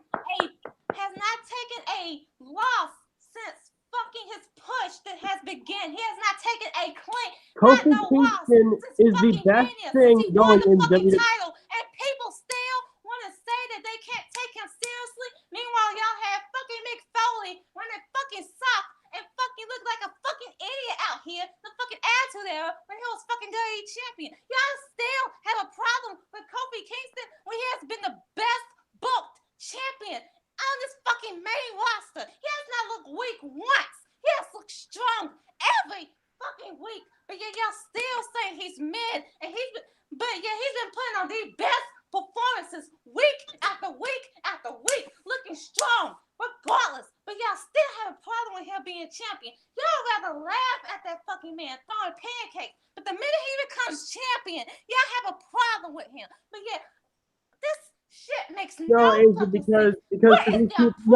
Because these people remember, people like Kofi Kingston have a role, and like that, you can't go past that role, right? But yeah, if he was losing every fucking week, y'all be claiming that they was burying him and that he needs to go to fucking AEW.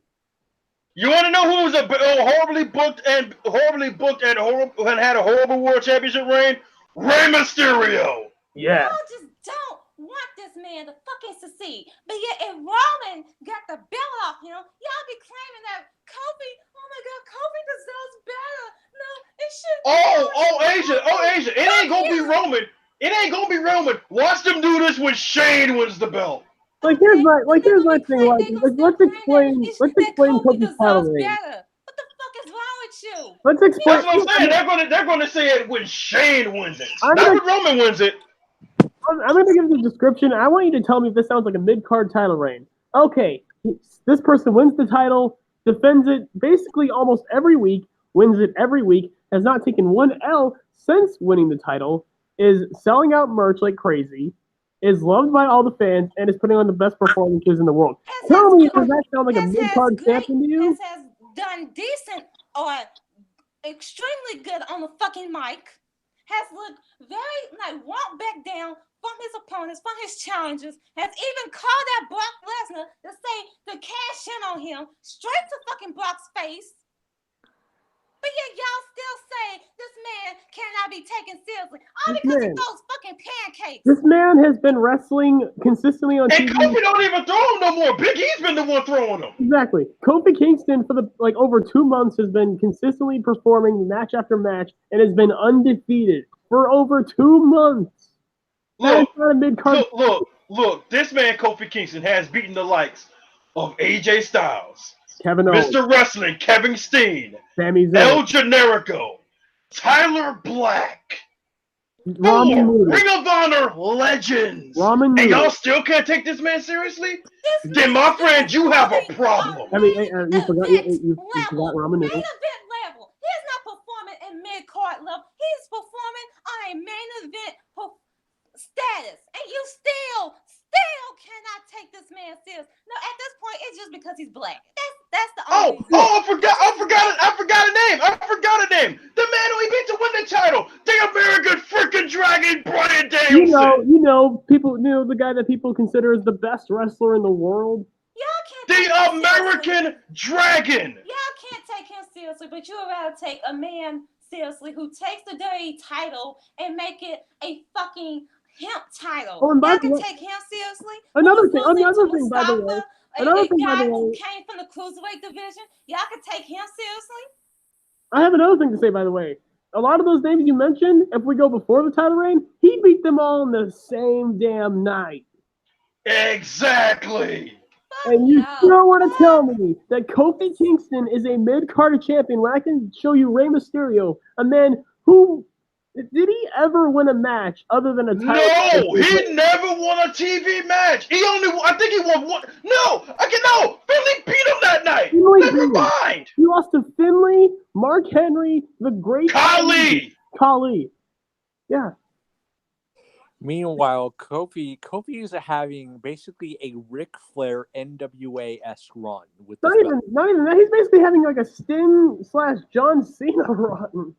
He has and he deserves it. He deserves it because he deserves it after the 11 years he got screwed over because Randy Orton wanted to be a crybaby. And guess what? He's basically booked as Superman, and guess what? He's still over. Oh yeah, and speaking of that, he finally got payback on Randy Orton. Yeah. This man, honestly, he's kind of a shoo-in for me to win Wrestler of the Year. He's so good. He might be the Wrestler of the Year. Name me someone who's not better. He's always been this good. He's always been this good. We just never got to see it. We just never got to see it. Yeah, exactly. But I'm just saying, as far as booking, as far as performances, has there been anyone having a better year than him? Nope. No. Not in WWE. No.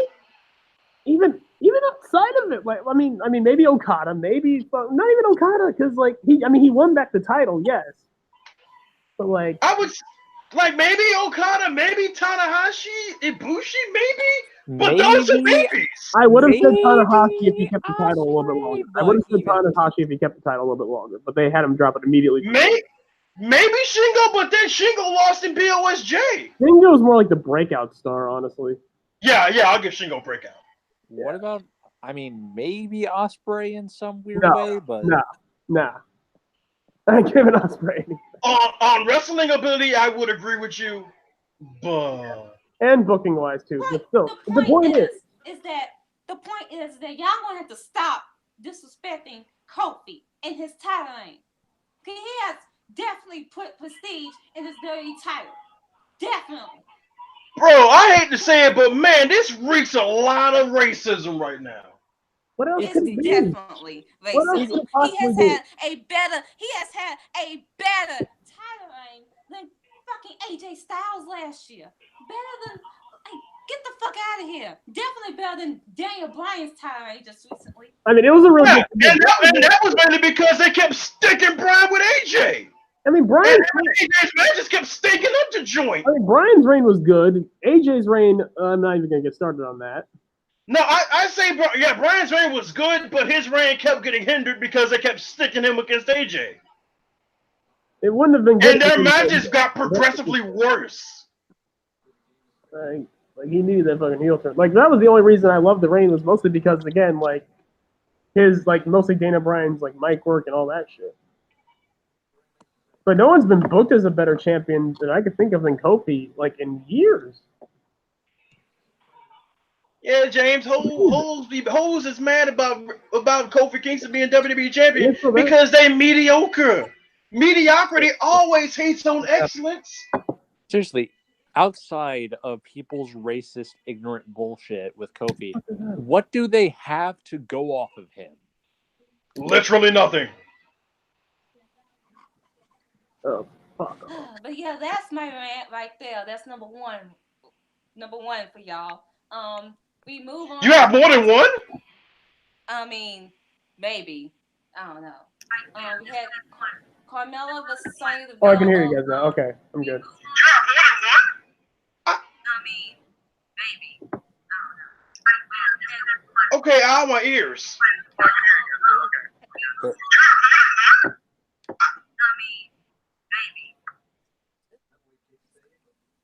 Cliff, what are you doing? What the fuck did you do? Are we still on? Yeah, we're still on. Yeah, okay, we're still on, stupid. What are you doing? Stop panicking with stuff. Okay. As long as we're good. So I was trying to open up chat because my phone's dead, but you tried and you failed. Moving on. I know. We had Carmella versus Sonya Deville. It was a good match. Earlier tonight, Sonya and Mandy Rose was bullying, quote unquote, bullying Ember Moon while Ember was trying to play her Nintendo Switch. I gotta rant a little bit on this. Have at it. Okay, go on. Fam, what the fuck is y'all doing with Ember Moon right now? This woman is one of the most talented women I've ever seen wrestling. I've watched her in the indies. And y'all got her doing this for no reason. Y'all could have had her challenge Bayley. Y'all could have had Liv challenge Bayley. Hell, you could have had Mandy or Sonya challenge Bayley. Nah, we gonna go with Alexa Bliss, who's a Raw superstar. What the fuck is wrong with you? Why are you so intent on being retarded?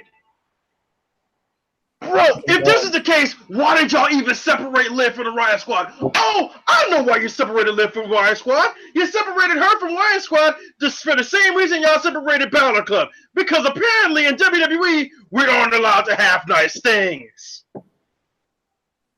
Bro, just treat Athena with the respect she has earned and deserves. Put her on TV, book her right, and give her a shot at the title. You fucking idiots. Okay, I'm done. Okay. Yeah.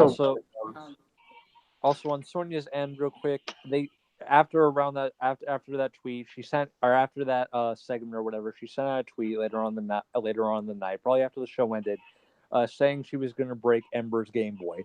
Can I just say, I get it. Bitch, it's a Switch! I get Does it fucking matter? Well, kinda, because those things cost money. Those things are expensive.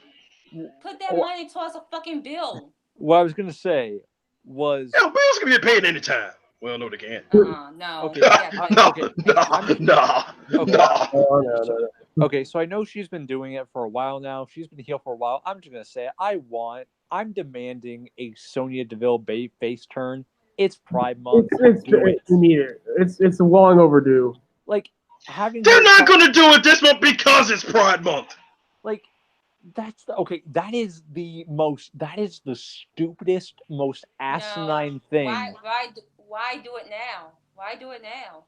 Save it for something like SummerSlam or Mania. I don't know. Trying to pull the trigger if anything.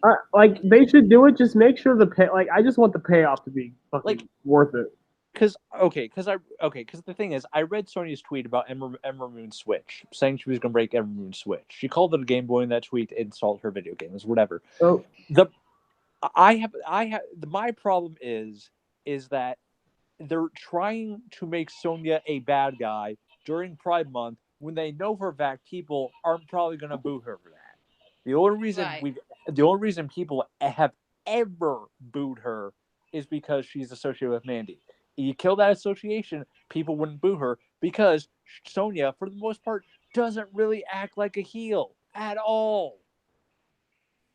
She's just there with the heel. Like, she doesn't really do much. Exactly. Like, she's basically guilty by association. And so, even with Absolution, she really ain't do nothing heelish.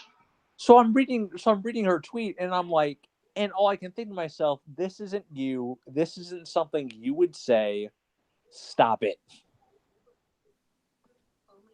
I mean, she's eventually going to turn face. You have to think, but like when? Maybe in the lead up to SummerSlam, maybe.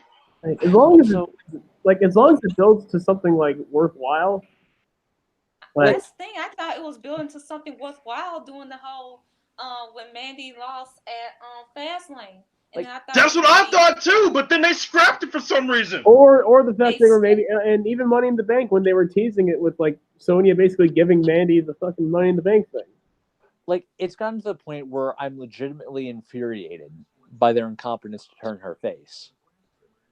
I mean, I get it. You need a time to do it, and you need a time to do it and a story to do it too. But like, still, it's getting infuriating because like it's like maybe like they wanted to build it for so long to where the point when it finally happens, the pop is going to be fucking huge. Here's the thing, though. Right, but we all said that with the Bayley and Sasha story, and then what happened there. So like, it's like. Right. To me, Becky and Sonya actually have this thing in common, where it feels like they were in Becky was in a similar situation because I feel like she, in my opinion, Cliff, this is just my opinion, I don't think Becky is a good heel. To me, she's way better off. Yeah. I know why they haven't pulled the trigger yet. And mainly it's because we see Mandy Rose. We see Mandy Rose when she comes out every week. She barely gets any reaction. No one cares about this woman. Okay. So I think it's really about, like, if Sonya does turn face, everyone's going to give all this fanfare to Sonya and like love her. Meanwhile, the heel and Mandy is going to be like crickets. Because logically, and I say logically in WWE, and I realize that sense makes no sense, but, just go with it. Right. Logically, why would you boo this woman?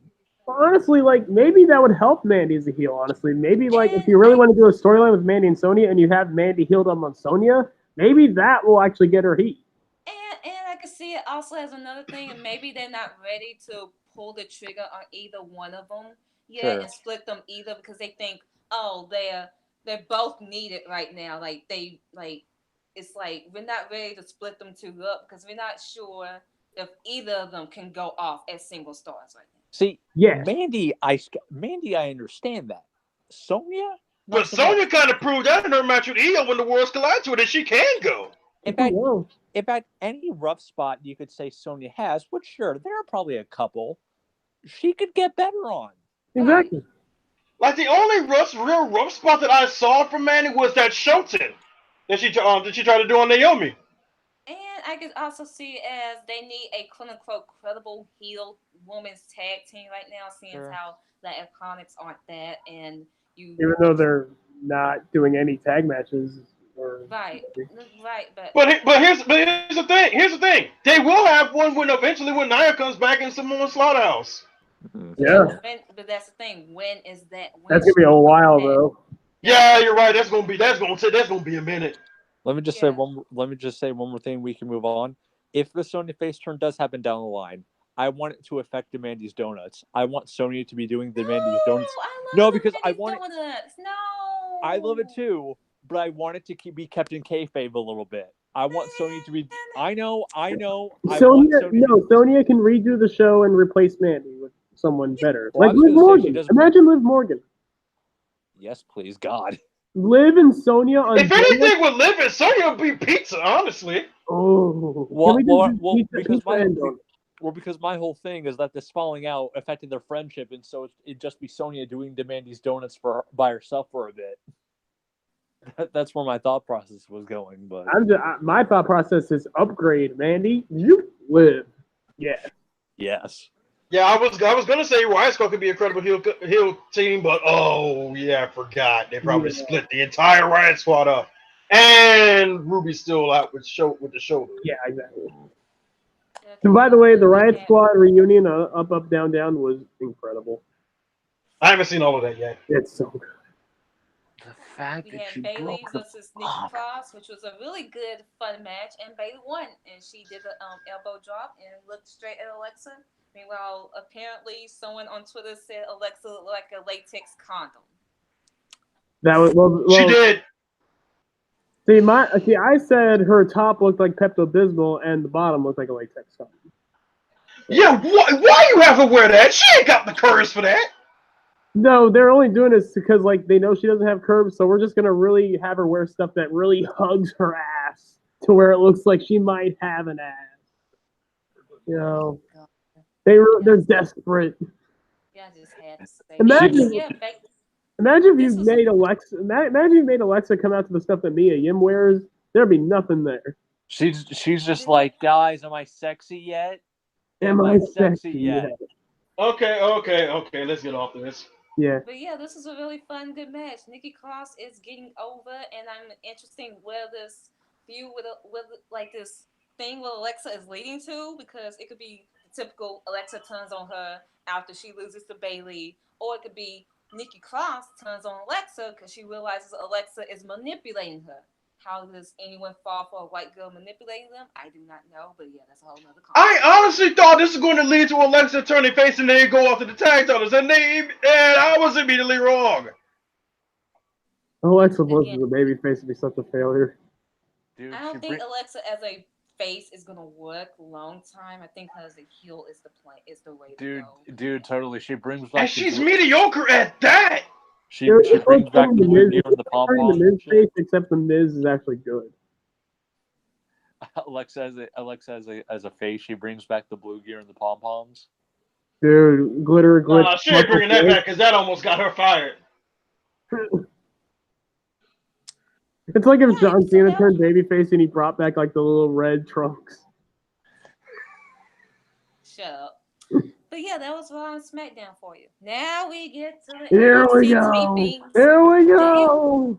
Day one, we start off with the Street Profits outside celebrating with the fans after that tag team title win. They're so over. Bro, Asia, it is so amazing seeing Black Excellence reigning supreme, isn't it? They're so over. Can we get a photo with the Street Profits, R-Truth before he loses the belt again? Kofi and Velveteen Dream. Can we get a Black Excellence photo? Part 2? Sometime this month. Part 2, yes. Or part 3, because wasn't there like 2 of them? No, it was. I think it was just a part 1. Yeah, just the Sasha, New Day, Rich Swann one. Yeah. Okay. Then they did a 49-second of silence for the 3rd anniversary of the Pulse shooting. Yeah, that was. Okay. Oh, yeah.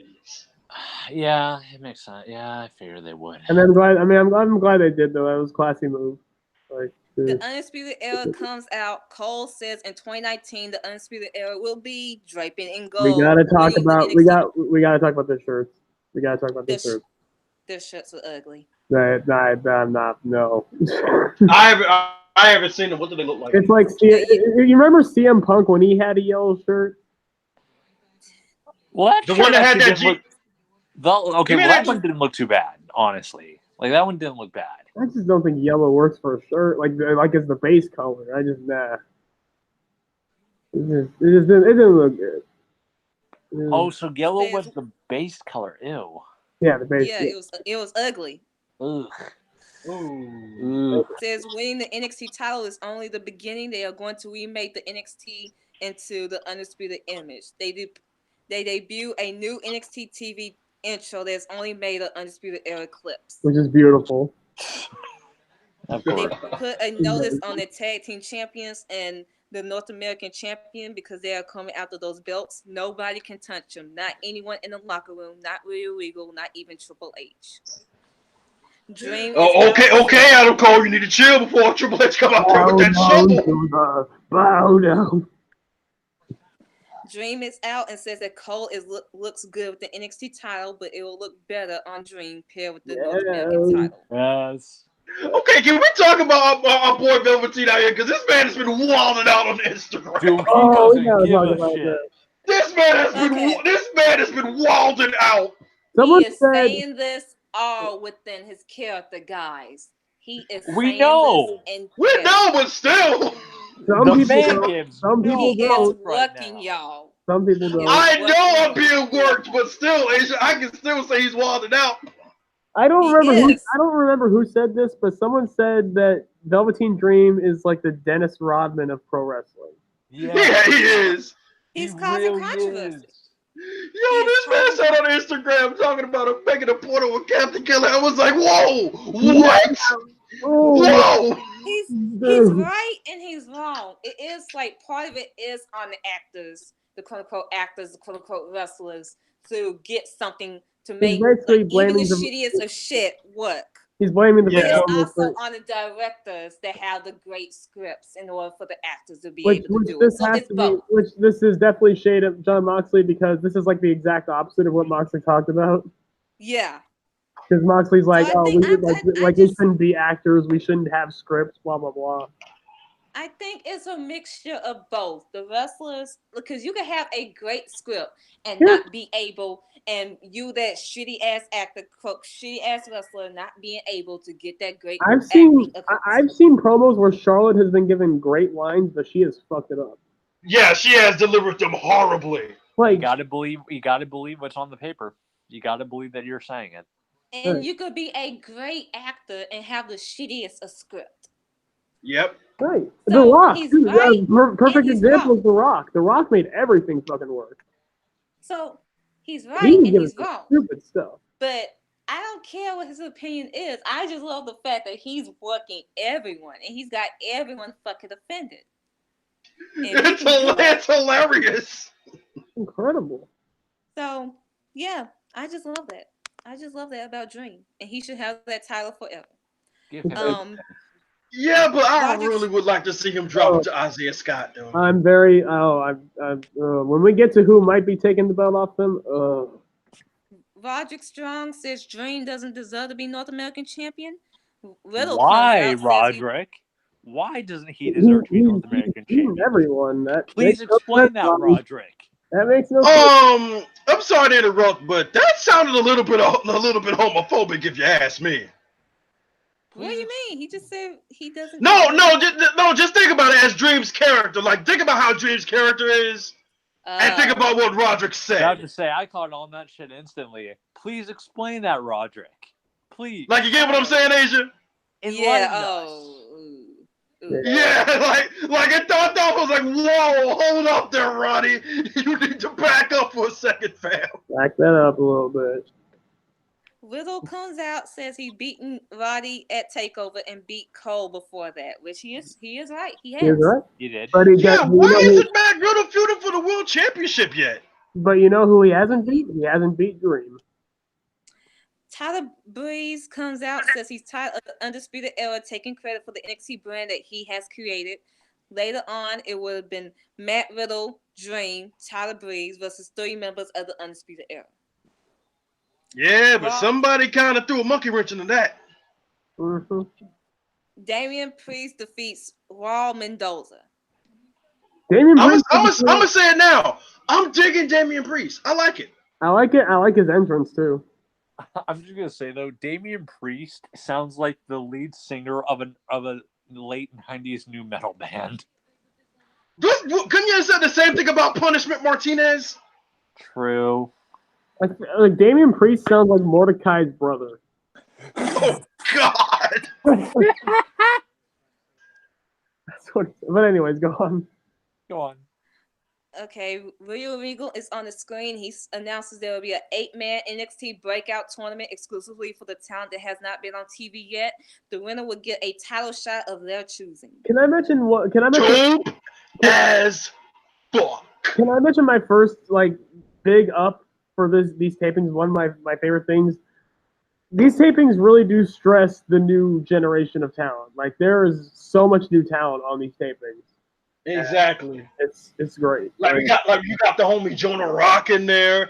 You got Garza Jr., Trevor Lee, my boy Shane Strickland, ACH. Yeah. Oh, we'll get to Shane Strickland later. Yeah. But yeah, I just wanted to point that out. Like a lot of new blood on these tapings. Yeah, definitely. Xia Li defeats Tainara Kunti. Woo! Great. Good. Get her up out the paint. Do your dad proud, Zaya. Do your dad proud. Yeah. Jet Li. Do Cheese proud too. Yes. Undisputed Era defeats Riddle, Dream, Breeze when Roddy pinned Dream. Dream gave Breeze a blind tag that ended up costing his team the match. And it makes sense because if you want to build up Roddy as a contender, have him beat the North American champion. Makes sense. Exactly. Yeah, that's New Japan. That's some New Japan booking right there, honestly. Yeah. Because like the way they would get a title shot is in the tag matches when they beat the champ. Oh, New Japan booking definitely took a turn today, but we'll get to that later. No, that was fake. Oh, okay, good. Yeah, that was false. Yeah, that was false. Good. Yeah, good. that was false. Yeah. Later on, it will be Shayna Baszler defending the NXT Women's title against Io Shirai in a steel cage. Yeah. We're getting to this one, isn't it? We're getting to this. Asia, I told you. Part of me thinks Io enjoys the pain. DJZ versus Gaza Jr. And the Gaza Jr. wins to advance. Gaza Jr. has always been real talented, and DJZ. And you noticed something about Gaza Jr. You said something about Gaza Jr. that you about his butt. He has a nice ass apparently. Yes, he has a big butt. People were talking about his ass. I don't know why. You guys see the ass. I watched him in TNA, so I can't. Forget Billy Gunn. Garza's the true ass man. Jesus, man, are you gonna be okay? Just go on. Breathe, dude. Breathe. Get it out, man.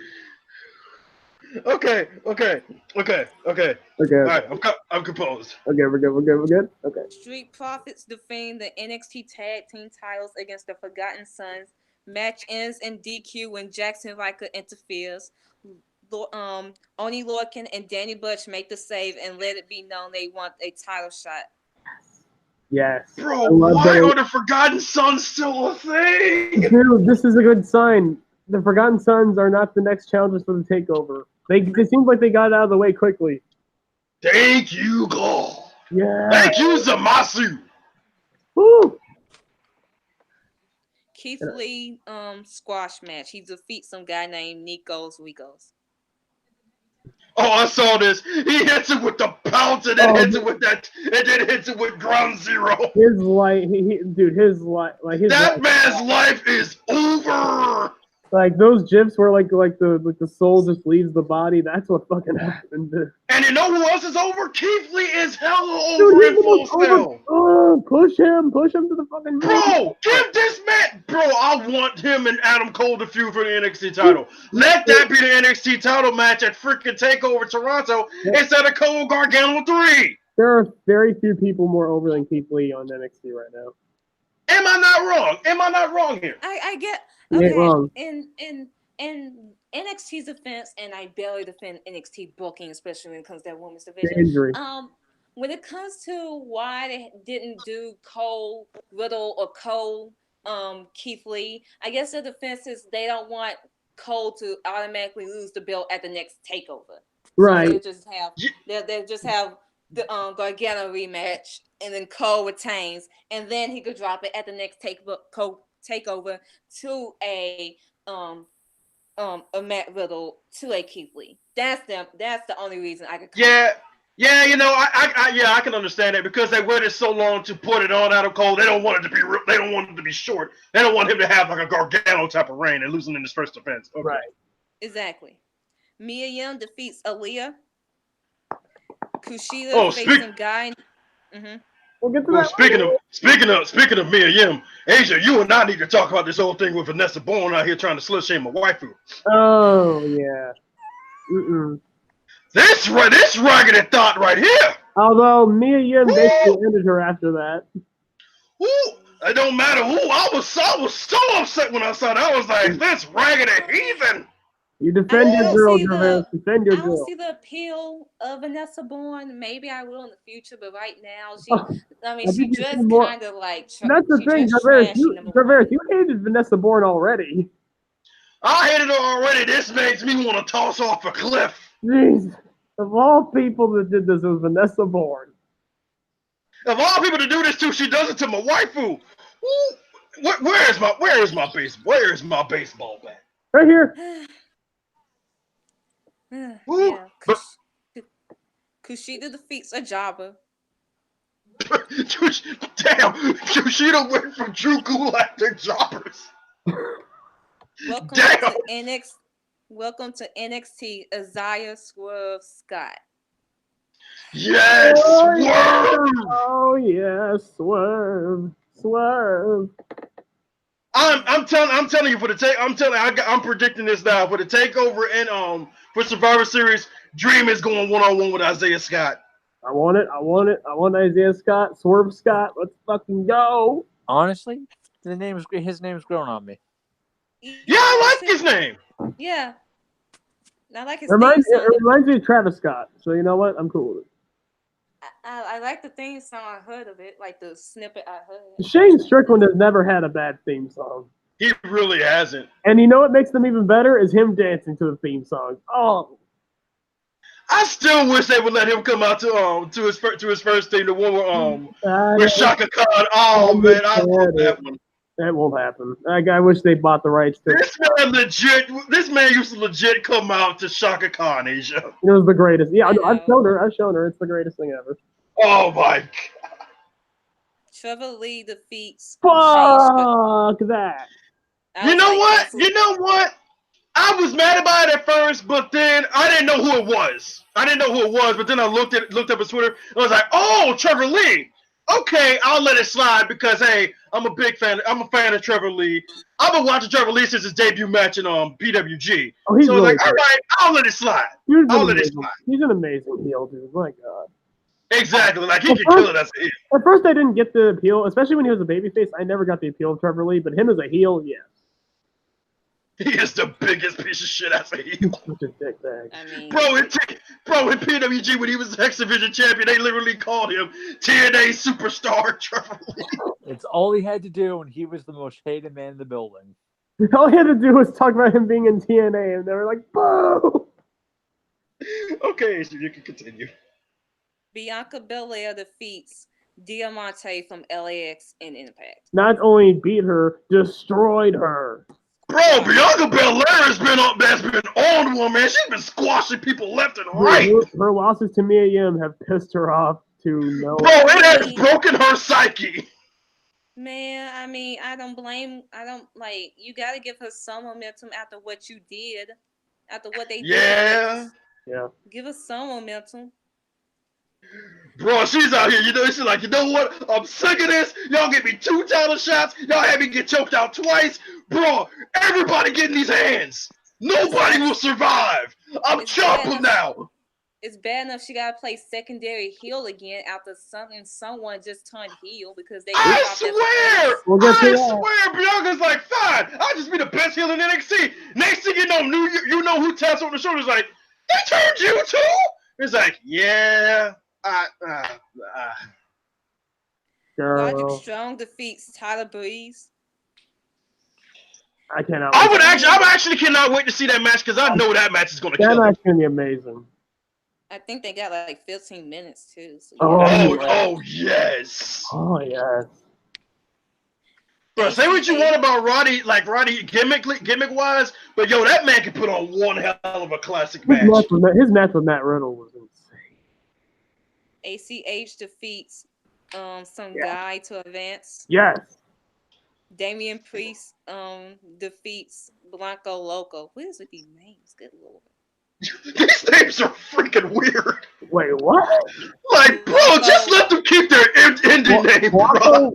Did you say Blanco Loco? Blanco Loco. That sounds racist. I'm sorry. That sounds racist. It does. I was just gonna say. We all need to stop because now we are getting to the cage match for the women. Shayna versus Io Shirai for the NXT Women's title. At one point, Io hit a moonsault off the cage. I saw the video of that. That was enough because Shayna Baszler defeats Io Shirai to retain the NXT. Okay, I have a question now. So does this mean Io does not? So does this mean Io goes to the back of the line now? She should. Okay, no. I mean, I love Io, but she should. I was like, why does Io get another shot? You lost clean, bitch. You lost clean. No matter what you did to Shayna, you lost clean. So why are you getting another shot, hoe? Why? So I was already offended by that. Then you put them in a steel cage. I'm like, okay, there's like she has no excuses after this point. If she can't win this, like she's not getting that belt anytime soon. So you say she has no excuse, but she found one. No, she still has no excuse. In her mind, she found one. She loves the pain. So we get to the steel cage match. She loses, and I'm like, did anyone expect this title to change hands on the NXT TV? For some reason, did, and it's hilarious. Hell no! To the people I knew that! You people actually thought Shayna would lose her belt, not only to Io, but on NXT TV. Bro, the NXT title has never changed hands on NXT TV post takeovers. The only time it's happened was Velveteen Dream winning the North American title. No. Yeah, that's it. And Ciampa. That was the only time. We forgot it, yo. We forgot about Ciampa. But I'm just talking about recent memory. Ciampa and Dream. That's it. God, I miss Ciampa. Yeah, like. I'm like, there was no way she was gonna drop the belt, and now it's all but confirmed that her reign right now, this current reign she has had, is gonna go 10 months by Toronto. Oh no! Like the only excuse people made as to why Io might have won that might have had a chance was because she didn't have to eat the pin in a steel cage match. But she still lost clean. Exactly, but I'm just saying that's like people's like reasoning as to like why Io might win this cage match, so Io doesn't have to take. Yeah, because it ain't really required for her to win by pinfall. Like you can, but it's not required. Like the main requirement is to get out. Regardless, she should have not gotten a rematch because she lost at Takeover 25 clean. Yeah, and was a sore loser. No excuse at Takeover 25. She just stood there like a sore loser is an understatement. Attacked the other two, and then she tried to show off with that pinfall and gave her back to fucking Shayna like the dumb girl she is. Bro, Cliff, you said she was a sore loser, man. Sore loser was an understatement. She was Vegeta when Goku decided not to fight him in the World Martial Arts Tournament. Vegeta was a sore loser. She was more of a sore loser because she turned to heel, attacked Candice after the match when Candice tried to help her during the match. Like that's what confused me. It's like, bro, she came out here to help you. What is you doing, baby? So I do. She's like, you didn't help me out good enough. So we get to day 2 of the tapings. We open up with heel Io with a new Titantron, a new theme, her in black. And this is gonna give you all sorts of seizures. I'm not watching her. I know, ma'am. I am not gonna get a seizure for the genius of the sky.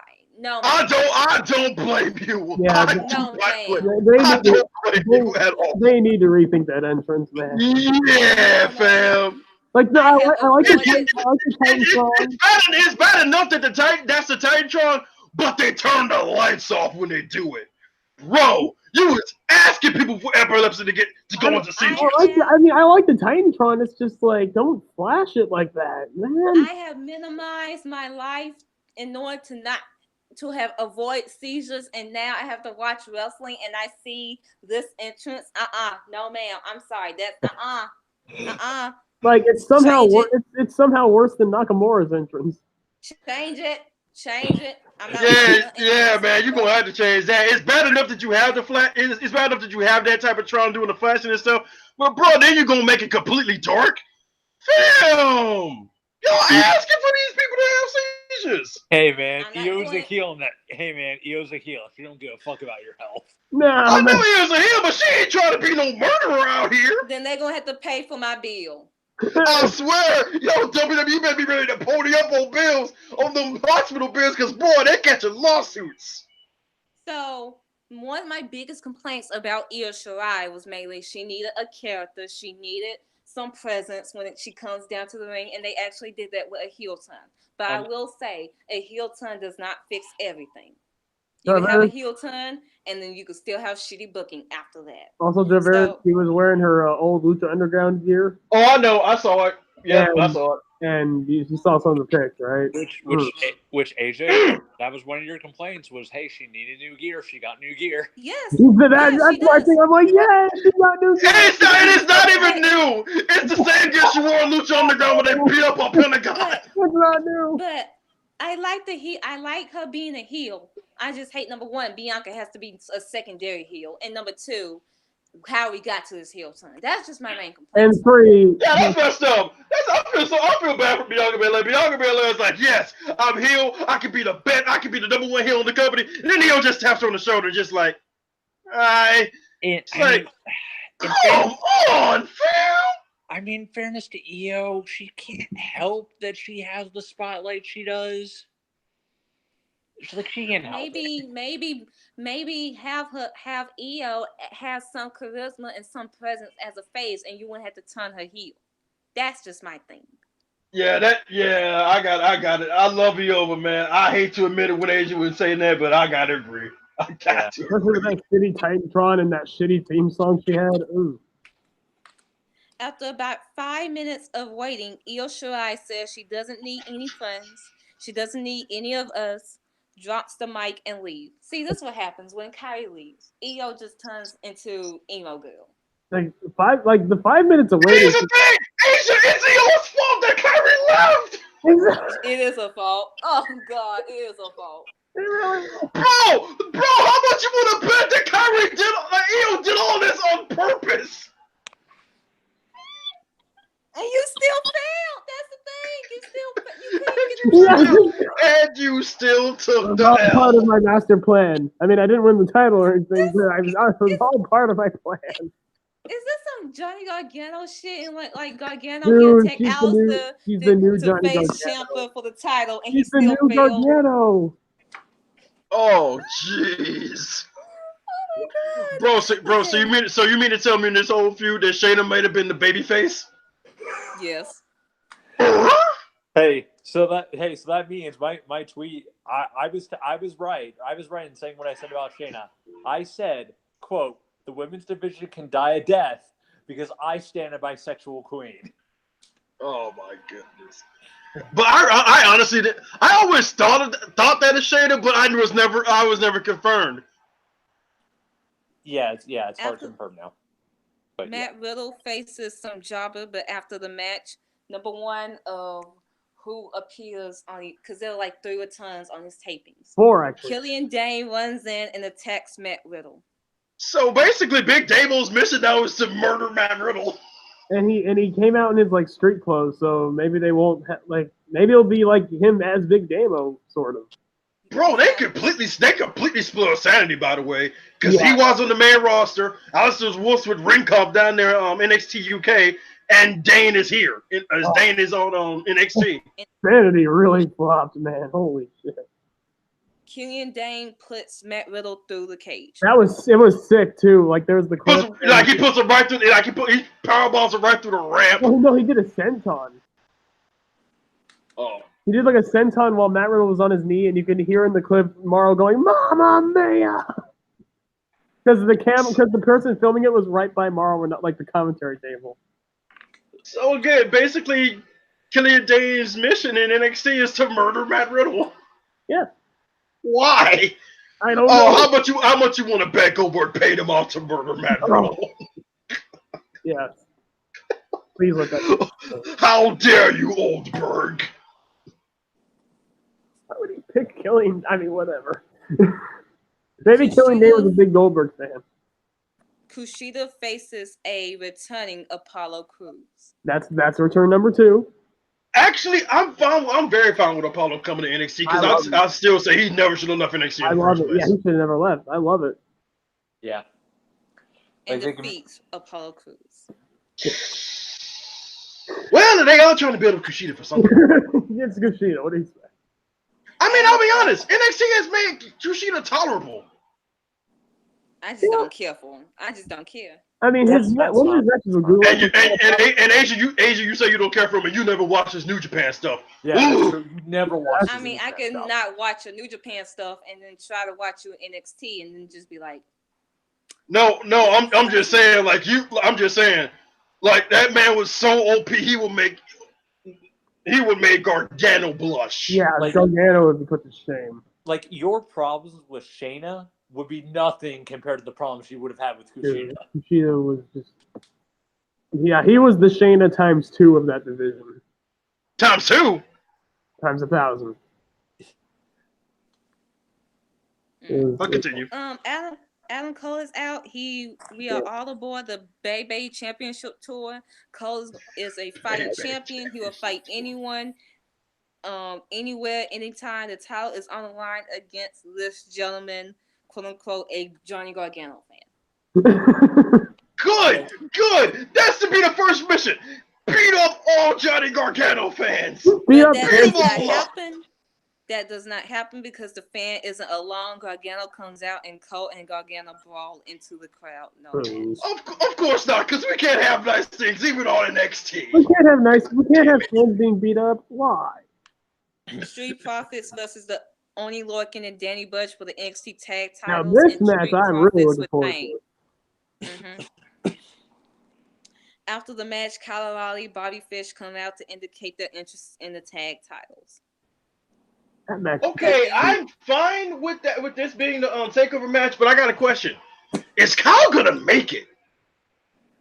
He'll be fine because they already did the tapings all the way to Toronto. He just I've heard that he's at I've heard his back is messed up. He just doesn't need to wrestle until August, so he'll be fine. Speaking of Kyle, yeah, because I know they pulled him from the Download Festival. Yeah.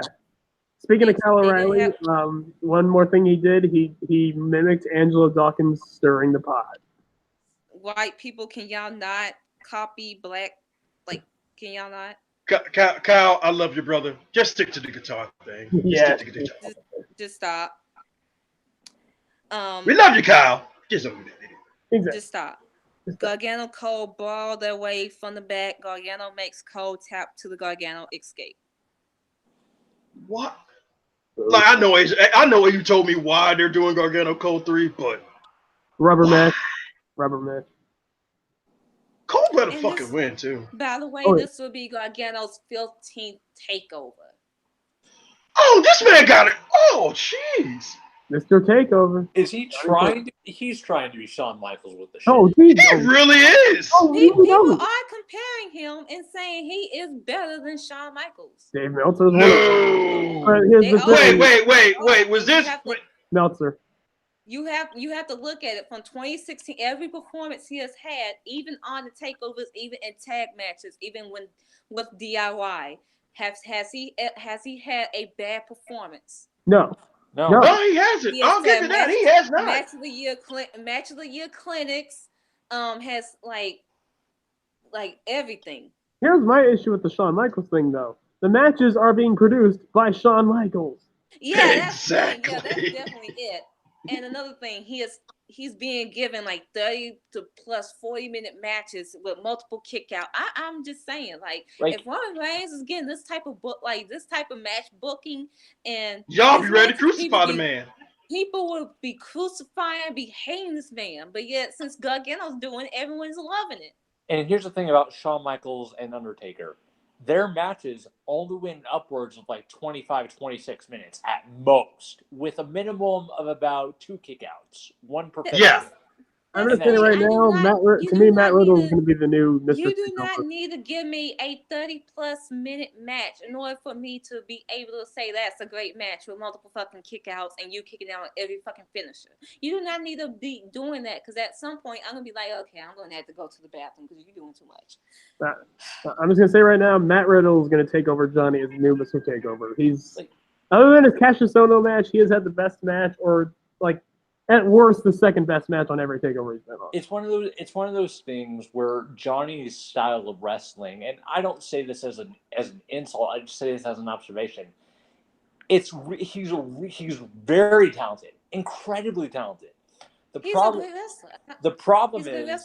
is that his matches when they're done leave you exhausted. Yep. Right. Like the 2 out of 3 falls match. Man, I was done. I was ready to go to sleep. Too much. Yeah, the 2 out of 3 falls match went too much. I think their second match is perfect. Here's another thing when we saying and comparing him to Shawn Michaels. Are we going to be able to keep the same sentiment when he gets called up to the main roster and he's going to have to he's not going to be able to do all these things he's able to do in a 40+ minute match, in a 10-minute match. Is he going to be able to do that? Watch him go to Vince. I don't think he is. Well, I was going to say, watch him go to Vince and be like, hey, man, I have a request. All of my matches have to be 30 minutes. I accept nothing less. He's not going to have a Shawn Michaels producing his matches. I know. If he's lucky, he'll get Tyson Kidd or Jason Jordan. And Shawn Michaels never had to deal with the kind of producers that WWE has now. I feel like back then he had a little bit more freedom. Yeah, I know. Road Dogg's loving his new position down there in NXT. Yeah. Oh yeah. So yeah, I'm like, yeah, I have a valid argument right now, but let's see how he does on the main roster in 10 minutes. Let's just see. Assuming they don't pigeonhole him in 205 Live. Right. I mean, they could very well. And to be honest, he probably should be in 205 Live. I mean, he'll have more Match of the Year candidates on 205 Live than he would on the main roster. Oh, I would love to see him versus Chad Gable. I mean, I can really say him versus Roman would be a bad match. Oh, Roman versus Gargano would be amazing. No, Roman should squash him. So then all of the IWC have a fit. Squash him. This is Asia. No, because we do not want to see Twitter burn. No, Asia doesn't want to see Twitter burn. Hey, I need entertainment while I'm at work, please. This is Asia. She wants to watch the world burn. Let her have it. Again, Johnny's gonna go to Vince and be like, the only way I will wrestle on the main roster is if I have 30 minutes. That's the only way. Dude, Vince just looks at him and is like, go 205 Live. Okay, back on track. ACH defeats Angel Garza to advance in the finals, and he says he's going to take over. ACH in the finals. Shane Thorne went to the commentary, and he seemed angry, maybe upset he's not in the tournament. I gotta say, this is a talent for breakout stars who haven't been on the TV. Right. Shane Thorne, you've been here, man. You a staple. Why would they put you? We've seen you on TV, stupid.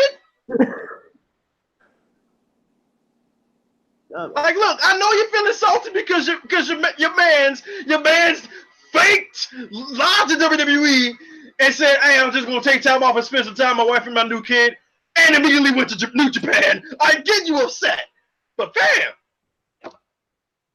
Right, speaking of which, that really got overshadowed by Moxley, didn't it? It really did. Because Moxley did the same thing.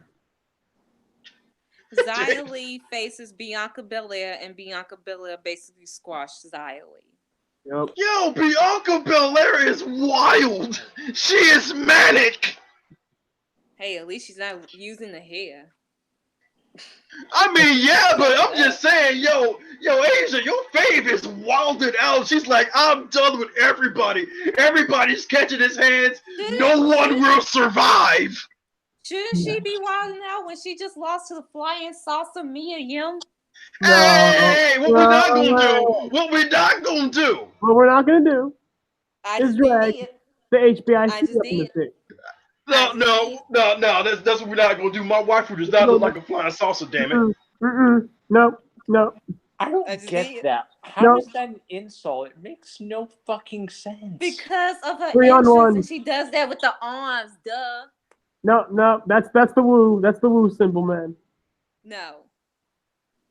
But y'all, look, I done had enough of your mutuals out here saying this mess. You tell your mutuals that they finna catch this baseball bat to the kneecaps. Hey. They say it was. They say that she's the NXT version of Natalia. Oh, see, now your mutuals trying to die out here in these streets. Yeah, you're gonna get your mutuals killed out here. Because all three of us are gonna come looking for them. What you gonna do? We got. I'm taking out kneecaps for lunch. Look, I have the pencil. Jarvarus has the baseball bat, and Brandon has all the deathmatch tools. We will do shit. Because Velveteen Dream is out, and the day he loses the NXT North American title is the day the experience dies. Roderick Strong is one hell of a man, but the dream will be over for him soon, and he is not big enough to ride this ride. Roderick Strong is out and says the Dream is scared of Roderick Strong. Roddy demands a match with Dream at TakeOver Toronto. Then Pete Dunne comes out. Bro, Dream is in trouble. Dream is in trouble. I don't want to say it. Yo, fam, you are in trouble, my guy. Speaking of 30-minute clinics. Yo, Dream is like, look, I'm going to hold this belt forever. Roddy's like, nah, I'm going to take that. Then Pete Dunne just shows up like, look, this big dude walks over here is chopping the hell out of me and my homeboys, so I decided to come here and, ooh, what's that nice looking red thing right there? Yeah, I want that. I'll give it a chance. Like Dream is like, bro, ain't you supposed to be NXT UK? He's like, Pete Dunne's like, I got bored. No, you got your ass kicked by Walter, but it's fun. That too, but I don't want to talk about that right now. Right. I mean, Pete Dunne takes out Roderick Strong and then makes his intention known. He wants a North American title. I mean, I'm sure. Immediate statement, dropping the number one contender and looking at the champs like, yeah. I mean, okay, just like with Gargano, Pete has amazing matches all the time. Him and Dream should be no. No, we're not comparing him to Gargano. We're not. No, man, we can't. We definitely can't compare him to Gargano. I mean, not Gargano. I think they give Pete Dunne long matches because he, like Triple H, knows that a lot of NXT fans don't watch NXT UK, and he wants to show them like, hey, these guys are good, so you need to be watching NXT UK and see what they be doing on a weekly basis. I understand because he's doing it. Yeah, he's doing it to like make people talk about NXT UK. Like, holy shit, Pete Dunne and Joe Coffey had this 40-minute fucking match. Which NXT UK should speak for itself. In fact, it can considering. I mean, Walter being there speaks for itself. Dude, and their women's division is stacked as hell. And their women's division is better than NXT's women's division. For now, at least. Like they had their first takeover in January, and they're having a second one in September. Yeah. So because it's the same thing as the next All Out show. I mean, next AEW show. Which sold out in 15 minutes, by the way. No, that was all. No, that's All Out. Yeah, we're talking about Spider Fest. Yeah. Casey Carazaro faces Io Shirai. Right before Candice attacks, Io Shirai is dominating Casey Carazaro, but Candice LeRae immediately runs in and causes the DQ and attacks her. I'm very interested. I'm very interested to see how heel Io is going to be in the ring. If it's going to be like her Stardom days, but I'm not even going to talk about her Stardom days. I'm going to talk about like.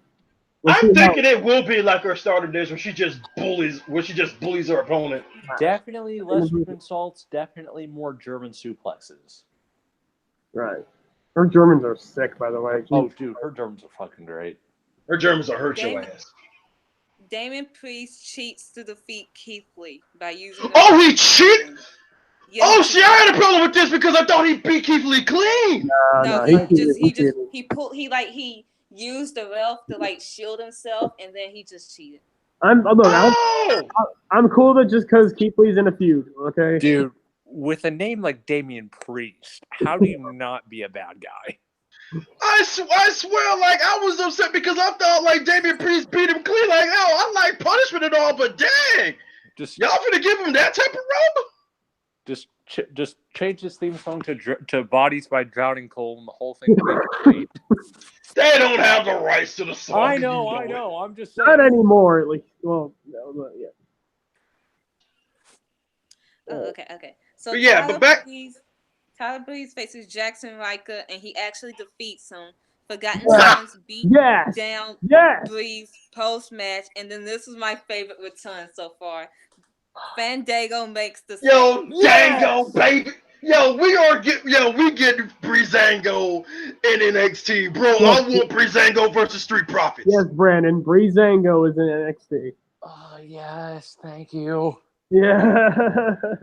Dude, how long has Dango been out with that shoulder injury? Too long. Street Profits versus Breezango, please. Too long is the answer. With the Street Fashion Files went with the Street Profits. Oh boy. Oh boy. Dude, think about it. We're gonna get Fashion Files with NXT writing. Bruh, sign me up. Sign me up.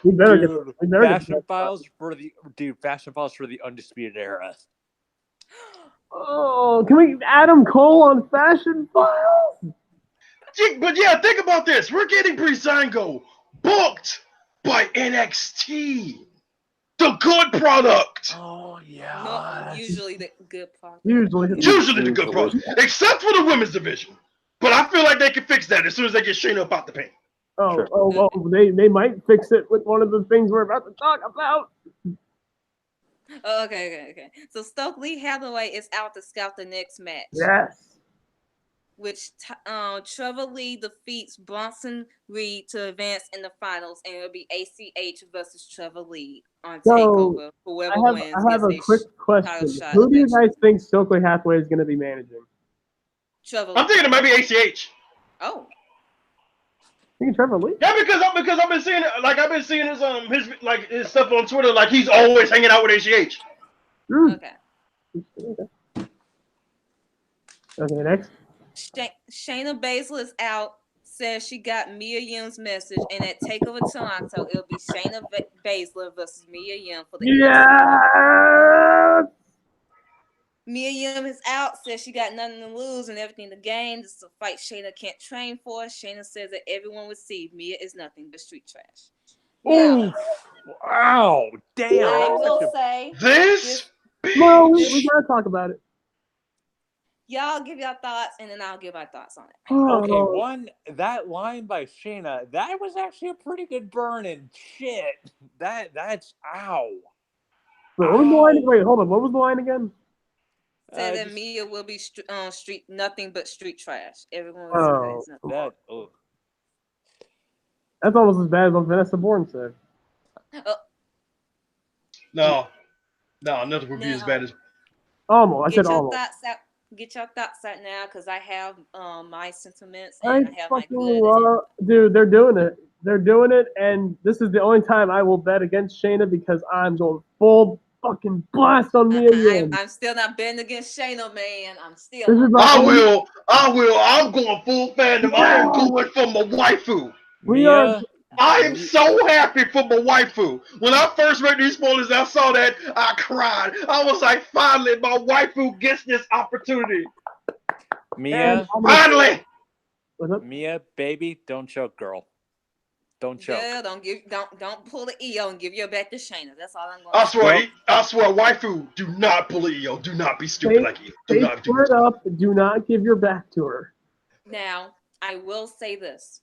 I think this match will be Shayna's best match in NXT. I said it. Yes, absolutely. Oh, definitely. The one match they had earlier this year was a really good match for her. And that's only a preview. And Mia, she can give, like, she is, like, while people do have the complaints about her sort of being slow in the ring, which we all know why she's kind of slow in the ring, is because she changed up her style after her injury a couple of years ago. Yeah, she had to change things up. She had to change things at first, because she used to have a finisher like a Sky M, like a corkscrew moonsault. She banged her knee up doing that, so she had to change that up to like a package power driver. So, then she had the foot injury. So that also had to cause her to change it up. So, but still, she was able to have a really good match with Shayna, and even very good matches with Bianca Belair as of recently. It's her storytelling. It's her storytelling, her selling. She is able to get emotional investment as a face. Like, this is why I see like Becky, like some Becky Lynch in her. Like, this is why like she's like my second coming of Becky Lynch almost. Like, it's the storytelling, it's the facial expressions, it's the passion. She is the perfect baby face. So she's another person I do not like. And here's the thing I will give Mia over Becky. I think Mia can play a little bit better of a heel, but I still don't think they should turn her heel ever. So I'm firmly still in the Shayna camp again. Like I keep saying over and over, to me, the NXT Women's Division can die a death. And Nope. The NXT Women's Division will be revived at the hands of a waifu. She will slay the demon that is Shayna Baszler. Praise. Brandon, when your fave gets caught up and she's barely on TV, you're going to have to regret that statement. See, Brandon, I usually don't try to drag Shayna like to you, but this is that time. No. Oh no, the main roster women's division's gonna die at death too. Every women's division's gonna die at death. No. You are not Lance. Not die Brandon, you are not Lance Archer. Not everyone is going to die. No. Right. Now. I appreciate the reference, by the way. Good job. You're welcome. I am still going to predict Shayna is retaining because it's not so that I don't see Mia winning. I don't trust Triple H. I just and That's here's fair. my thing. I think people are going to be sort of upset if Mia wins because it's like, oh, you had Bianca Belair right there. You had Io Shirai right there, but you give it to that's fair. Mia. Oh, trust me, like I am. But here's the thing. Here's how I can counteract with that. Mia actually makes sense because who could be our first challenger? Bianca. Belair. Exactly. Because Bianca could come out and was like, you have to beat me to get this title shot twice. I will Give me my shot, cuz. I will defend Asia here. Like, trust me, if it wasn't Mia Yim, if I didn't love her so much, I would pick Shayna because it's Shayna Baszler. And this isn't the first time a title defense or a title change would have made sense. Bianca would have made perfect sense. Right, exactly. Like the point should have been, it should have been Bianca at New York, regardless. Like, no matter how y'all feel, it should have been Bianca at New York. Right. Oh, I agree. That was when she was at her hottest, saying, yeah, it should have been her. But for some reason, they kept it on Shayna, but. So I'm just happy we got the Bianca Mia feud. Some people is going to be kind of sort of anticlimactic because you had Candice, you had Bianca, you had Io, you even had at some point, if she was going to return at these tables, you had a Dakota Kai. That's my thing. See, I'm thinking Dakota Kai is just going to do NXT UK. That's what I'm thinking. Because that is where she was the last time, like before she left, because she was about to go after the NXT UK Women's title.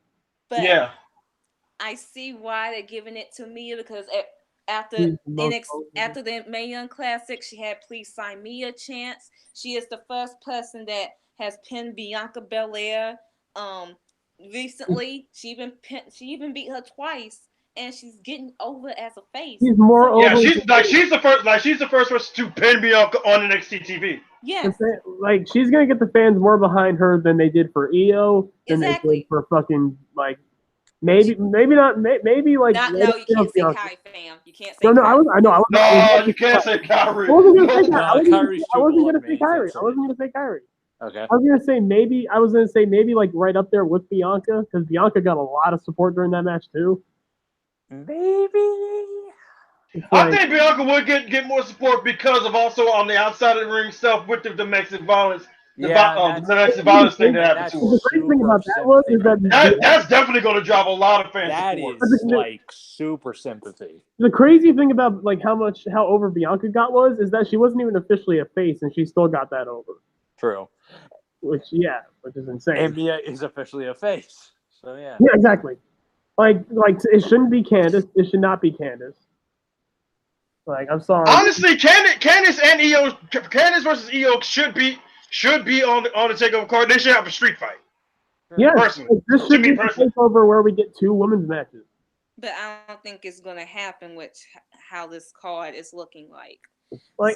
I'm still gonna predict Shayna's retaining. And just get ready for it. Nah, I ain't predicting Shayna. I'm going full waifu on this. I'm going full fandom. I am going for my waifu. And if my waifu loses, we having this conversation. We're coming live on YouTube and we having a conversation. I have another reason why Mia could be the one. Like, makes sense that she's the one to beat Shayna. The best roommates ever. No one. Yeah. I don't think anyone knows Shayna more than Mia. Right. Outside of the pony. Hey guys, the whole thing with the Shayna thing, I'm bullshitting, right? I've got Mia, right? Wait, you've got Mia? Guys, I've been bullshitting you. Oh, right? I know. I know. No, no. See, I know what you're doing, Brennan. You're trying to be Drake. You're trying to curse my waifu. You are not getting on the waifu train. No, you better stay on your train. He predicted Bianca, and then Bianca lost. Exactly. You want a Drake curse. You are not getting on the waifu train. No, so you better stay by your. You know what? Okay, first of all, you guys aren't wrong. But secondly, I will say the Drake curse was broken this week. Guys, that was a fluke. But here's the thing, Brandon. That's because he had Kawhi Leonard, and Kawhi Leonard's the god. You don't have Kawhi, so you're fucked. the whole thing with me and Shayna, guys, the whole thing with me and Shayna, though, that's just me just being tongue-in-cheek with it. Trust me. You guys Regardless, know I know what you're up to. I know what you're up to. You guys know my sense of humor. I know what Don't you're have up to be Regardless, dumb. I'm still predicting Shayna's retaining. That's and fine. then she's That's gonna fine. vacate the belt. That's fine. No, I honestly do think there is a chance Mia Yim could win because I don't think Triple H would be that stupid to do that again with the women's division. You say that. You say that. Oh. He did it with Asuka. Mia, like I said, he wouldn't be stupid enough to do it again. I mean, Mia is the ultimate baby. I mean, he did do that with War Machine. God. Exactly. Come on now. True. You don't think he'd make the same? I don't think he'd make the same mistake twice in 1 year. Trust me, he like would definitely. If I had to put the percentage of how like I'm going with Mia, I'm like 51%, and that's only because I love Mia. If this was anyone else, I would say it's Shayna. If there was anyone else. Going out of NXT, what makes y'all think he would not want to keep us? No, I'm going 120% behind my wife, even if it doesn't make sense. I'm going with my wife. Me and Jarvarus are doing this here with the tissues when she loses. Like, Asia, you better be here to hug me when she loses. Damn it! We're doing this because we feel like Mia needs all of her energy. If we don't give her all of her energy, she's losing. Not to mention being serious with it, even me, the Shayna stan, is being like, okay, yeah, it's time. Yeah. It's been time. No, it was time in New York. Yeah, the time was New York. Shayna's title reign at this point is like milk. It's gone stale. It has spoiled. It's gone spoiled. When she won back the belt. The milk's gone bad. It's like it's fine at first, and then like once it's like after 3 or 4 weeks, it's like, and then after 2 months or 3 months or a fucking year of her being champion, yeah, throw that shit out. It's like I said, the milk's gone bad. Everyone would be like up their ass if this was fucking Charlotte, but since Shayna is a great heel, we all gotta be fine with it. She is, but she is. No. If you over push, you're over push, regardless. She's a good heel, but she is definitely over pushed. Yeah. I said that about AJ. AJ was over pushed like hell. But here's the thing with AJ Styles, he wasn't even that good of a babyface. Let's be real. True. I mean, he was fine. His best run, honestly, as WWE champion was when he was a heel. Yeah. So yeah, we've all got Mia, except for AJ. Yes. Asia will be here to hold us when the inevitable unfortunately happens. You have to have someone who has the smart pick, and of course that's Asia, and that's what scares me. I will Asia's not be usually let right down for the 10,000th time. No, this scares me because you're usually right, and you picking Shayna scares me. Look, it doesn't matter. I will still pick my waifu. I will be behind my waifu 110%, and then if she loses, I will cry like a punk. Same. Y'all better be there to hold me too when it happens. We will all hold each other. And Asia, but thank back you. to the tapings. Matt Riddle comes out for the match, and Killian Dane comes out and destroys Matt Riddle on his way to the ring. This is the spot where it's the senton. Yeah. William Regal is out for a contract signing, and at TakeOver Toronto, it will be the Street Profits versus Bobby Fish and Kyle O'Reilly for the NXT Tag Titles. A lot of trash talking in both teams. From both teams, the contract is signed. No brawl. And now we know why there was no brawl, because Kyle's injured and he can't really do a brawl segment now. Although, in hindsight, I really like this because how many contract signings do we see that end with brawls? I like the fact that this didn't have that. Yeah. I don't remember the Sasha Bailey contract signings ending in brawls and takeover. It didn't. Yeah, the Sasha Becky one did. But... Yeah, that ended with Sasha put the foot in the neck, literally. Still, though, I like this because it's different. Well, to be fair, it ended with Becky trying to disarm her, but, Either way, this is great. It's awesome. We love to see it. Right. You love to see it. Shane Thorne defeats some jobber. Pete Dunne defeats Roderick Strong. Makes sense. I guess it makes sense. Bro, Dream is in so much trouble right now. Okay, real talk. Let me ask you guys right now. I have to get this out of the way. Do you guys think Pete Dunne's winning that fucking title? Yes. He might. Yes. And no. he's pinning Riddle. I honestly thought it was going to be Isaiah Scott, but man, I'm thinking it might be Pete Dunne, bro. Asia, just so you either know, that or Dunn isn't going to be involved in the finish. Asia, I don't know why, but every time you say Shane Thorne, I keep getting him confused with Kevin Thorne. Oh, we mentioned Mordecai. I mean, I mentioned Mordecai earlier. So. I don't know why I get him confused with Kevin Thorne. I just do. Kevin Thorne making his return to NXT. I'm set. Dude, Kevin Thorne versus Aleister Black. Oh, can we not? Fuck you.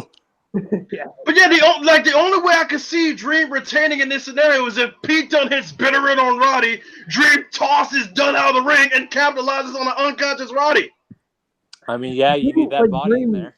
It's not time. I know it's been a long reign, but it is not time for Dream's reign to end. It's not. He's held the belt since February. So it's still not time. I don't feel like this is it. Wait a second. You're pissed at Shayna for having a long reign, but Dream, you're totally cool with it. Dream has had, dude, and here's the thing: Dream has not been nearly as OP. Dream loses. I was about to say, keep that same energy, motherfucker. No, no, because at least Dream loses. At least Dream loses. Dream to Shayna's fucking booking and the fact that she should have been caught up. You fucking wet. Oh, you fucking white bitch. I don't know what. You cannot compare the two. I didn't know where that was going, but yeah. And besides, Dream has only held it for about 6 months. Shayna's held that belt since freaking Evolution. And that's only her second title reign. For 10 months. Are you fucking kidding me? And that's only Shayna's second title reign. Okay. Trying to compare the two. Are you dumb? I redact my statement. I actually thought Dream held it longer. You are grounded, sir. You are grounded. Sorry. You know what I always say to you, Brandon? Go to your room.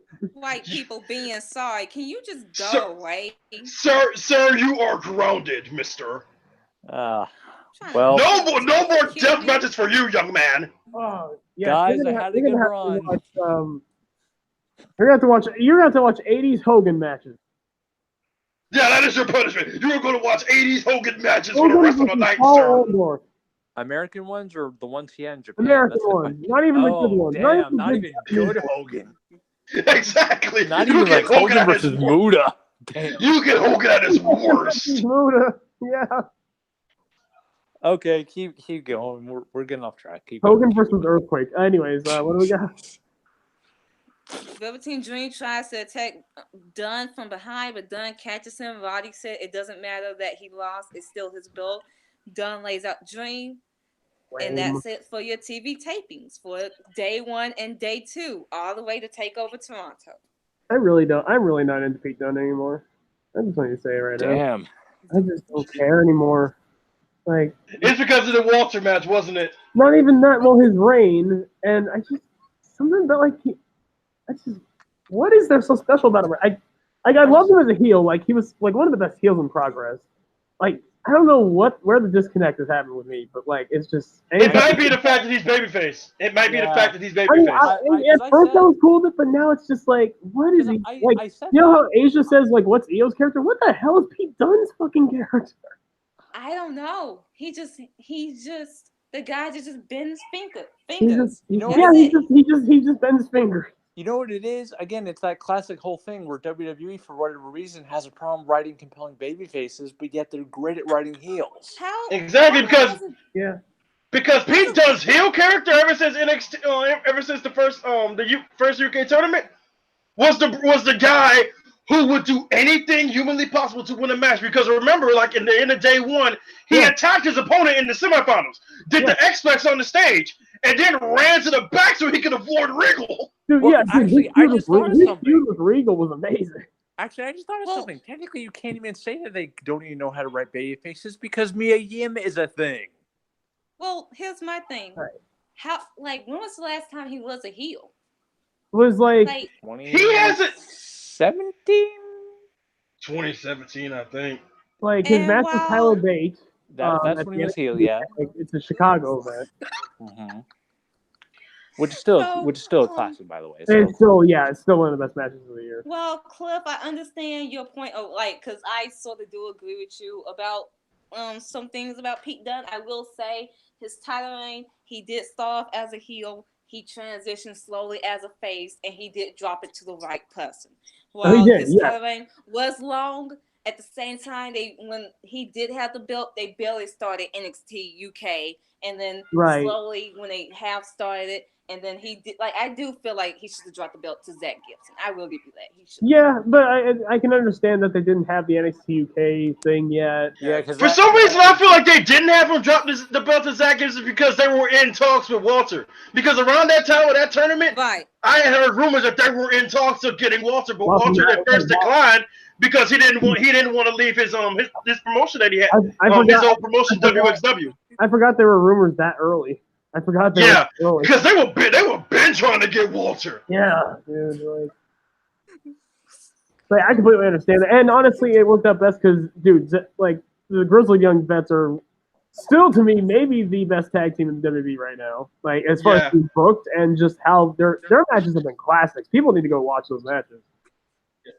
And plus, I think basically Pete Dunne basically turned face. Started like in that confrontation that he had with Roderick Strong, and they got interrupted by Undisputed Era, where Pete Dunne took up for Roddy. Like I do like that they're continuing the Pete Dunne Roderick Strong thing. I'll give them that. Yeah, because they never really got a payoff. The only thing I just don't want him to take the belt off Dream. Dream is doing so fucking well right now. I don't think Pete Dunne's going to win the belt. I think he's going to deliver the finish, but he's not going to be the one to win. Like he's going to hit pin and run on Roddy, and Dream's going to capitalize and get the pin. He might. That might be it. But then again, Dunne might. If anything, Dunne might go after Adam Cole. That's what I'm thinking too. Yeah. Yeah. Hey. So yeah, those are your NXT tapings. Awesome tapings. We might get Candice versus Io on the show, which we should. We definitely should. Shayna versus Mia for the NXT Women's title. Triple threat between Dream, Riddle, Dream, Dunne and Strong. Roddy, Dunne. And whatever I say about that triple threat, hey, the match is gonna be amazing. I ain't gonna lie. Cole Gargano 3, and the takeover NXT breakout thing. Yeah, Trevor Lee versus ACH. ACH is going to be on his first takeover. Yo, ACH is getting a takeover match before Keith Lee, and now I'm low-key feel some type of way about that. Yeah, I mean, hey, ACH deserves it. I mean, he's amazing, and Trevor Lee's a really good talent. I mean, he's done his and the Street Profits versus the Undisputed Era. So that's six matches right there. That's 6 matches. Oh, good. Yeah, that should be. Yeah, they should give Io and Candice that match. Yeah, that's 6. If you're not counting Riddle versus Damo. That's the scary thing though, because like they usually do 5 matches. Right. So that's a scary. But see this, this is the takeover before SummerSlam, so I think they would at least try 6. They should just make some of the matches not so damn long. AKA the Gargano match. That's gonna be like 30. Oh man, that's gonna go 30 minutes. Watch. It's going to. That's gonna go damn near 40 minutes. Watch. And I won't watch. They're gonna do a Brett Shawn a full 60. Oh hell no! I'm going. I swear. I finally found the difference between Gargano, because Gargano and Pete Dunne both have the long, ridiculous matches, but every 3 minutes of a Pete Dunne match, he goes after the same freaking finger, and it's eventually I'm just like, dude. Wait, which finger? He's only been doing that since he's turned babyface, because he never really did that as a heel. Which finger? I want to know if you've studied his matches to the point where you know which finger. I'm curious. I know the ring finger. He usually splits the ring finger and the index finger. Damn, that is some like.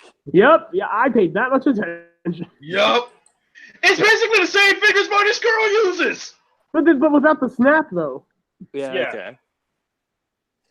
So that is some like clairvoyance type shit.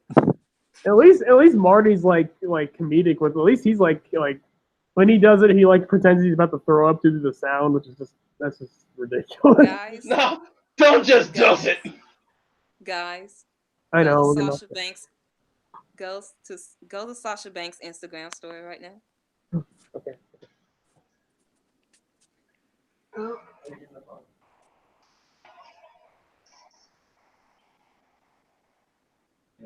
Hang on, give me a second. Give me a second. Okay, there she is.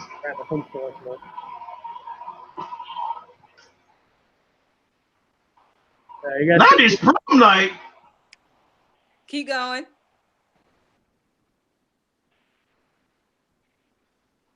Oh, she looks like a leaf. Oh. Oh. She did.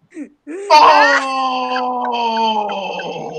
No, she did. Bam. Bruh. I'm asleep. I'm going to bed. I'm asleep. Okay, so I don't have Instagram. What did she do? She out here looking like Aaliyah, fam, and she had the caption, and she had the caption. So 90s Aaliyah, huh? Ooh, nope. Ooh. Oh my God. Oh, oh boy. Oh. I love that's my fave, and I love her for it. Yo, this is a whole new level of panic I was not prepared for. Sasha, damn, you didn't have to murder Zelina like that. It's what she deserves. She ended Zelina's whole life, son, and it wasn't even. She Thanos snapped this girl. Like, she Thanos snapped her. Like, dude, you can't even. Like, dude, there's no need for a body bag. Zelina's body's just gone. Damn. Bro, she hit her with the Zamasu light of absolution. Oh man, maybe I'm not so sure that Becky versus Sasha on Twitter wouldn't be in Sasha's. Yeah, because we tend to forget how petty. We tend to forget how petty Mercedes can be. Becky would give her a fight, but how Sasha was dragging Ronda Rousey on fucking Twitter earlier this year? She will body Becky Lynch. Here's the thing though. Did Sasha Banks drive Ronda Rousey out of the company and also to shoot talk Becky Lynch into beating the shit out? Congratulations, Becky finally did something. See, but that's not on Becky though. That's just on Ronda's low self-esteem. Well, then why didn't Sasha break Ronda? Because Ronda loves Sasha. Oh yeah, because Ronda actually likes Sasha. I don't think she likes Becky that much. Well, then Sasha ain't doing her job. What a weird thing. Like Ronda, like look, here's the difference between Becky and Sasha. Becky will keep a kayfabe. Sasha, I'm not so sure about because Sasha will low key go into a shoot. She will start to tweet off kayfabe and she will lean into that shoot. Becky will shoot. Becky will go into shoot. Becky dragged Ronda's man, and that was the minute Ronda was like, "Fuck you, bitch. I'm done with you." I mean, that's all she had to do. It was a damn good joke. I'm sorry. Sasha starts off as Sting with the kayfabe promo. She ends as Vince Russo with the shoot. Exactly. We will not compare Sasha to Vince Russo. Bro. No. Yeah, that's the end of this fucking TV tapings, the end of everything. I can't think of anything else that happened this fucking week. I mean, other than, can we just real talk quickly about Kawhi Leonard is now the king of the North. I mean, Pro Wrestling Eve had another show, but it's not available on demand yet. I just want to point out on the finals, props to Klay Thompson, bro. This man blew his ACL out and still shot. It came back and still shot the free throws. Well, I'm not going to talk about Pro Wrestling Eve yet because Raptors called the timeouts just so they can get Klay off the floor because I don't think Klay wanted to get off. Yeah, I'm glad he did because, bro, you got a torn ACL. You get your kicks off the floor. So yeah, I'm not going to talk about Pro Wrestling Eve because the show isn't available on demand yet, so I'm going to wait. Okay. Yeah. Usually I don't watch basketball, but I had to see this game. Dude, I had to because I got Asia. Bro, I am so upset. Both you and Asia were tweeting about this game, and my punk ass was out sleep. Well, I can't say I got me and Asia's mutuals because all of her mutuals on Twitter were talking about the final. Meanwhile, they were talking all this shit. I'm like, okay, I just gotta see this game. This is why basketball is great because it's so petty.